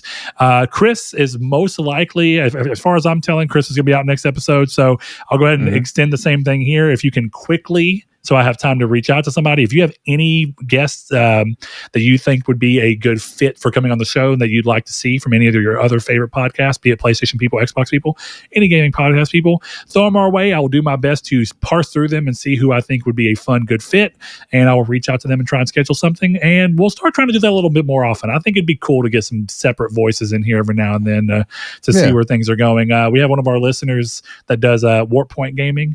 And I thought maybe I'll have him come in and cover for you while you're out. But if not, maybe it'd be cool to bring him in as a third one of these days just to kind of see what someone else is doing. I wouldn't say we're in an echo chamber, but I think you and I talk to each other enough that it's interesting to have a slightly different voice in here time and again, So some perspective. Yeah, different perspective. So if you want to join our many listeners who support us on Patreon so that we can continue to do this show without digging into our own pockets, head over to patreon.com/Nartech and consider giving as little as $1 per month as a way to thank the people who have done so. We give a shout out to each and every person at the end of every episode. So without further ado, if you want to join, please join FR Damian Quigley, Ryan Goldner, Low Rate Nate, Spencer, Brandon Edwards, Alex, Barry Rogers, Stingery X, Matt Tubbs, Easton328, Bailey Robertson, Mark Schutz, Rude Days 93, Kevin Bacon Bits, Danny Villobos, Jehudi MD, No Fate, Josh Ayers, Derek Porter, Sean Sanderud. Thanks to each and every one of you. We'll see you next time. Bye.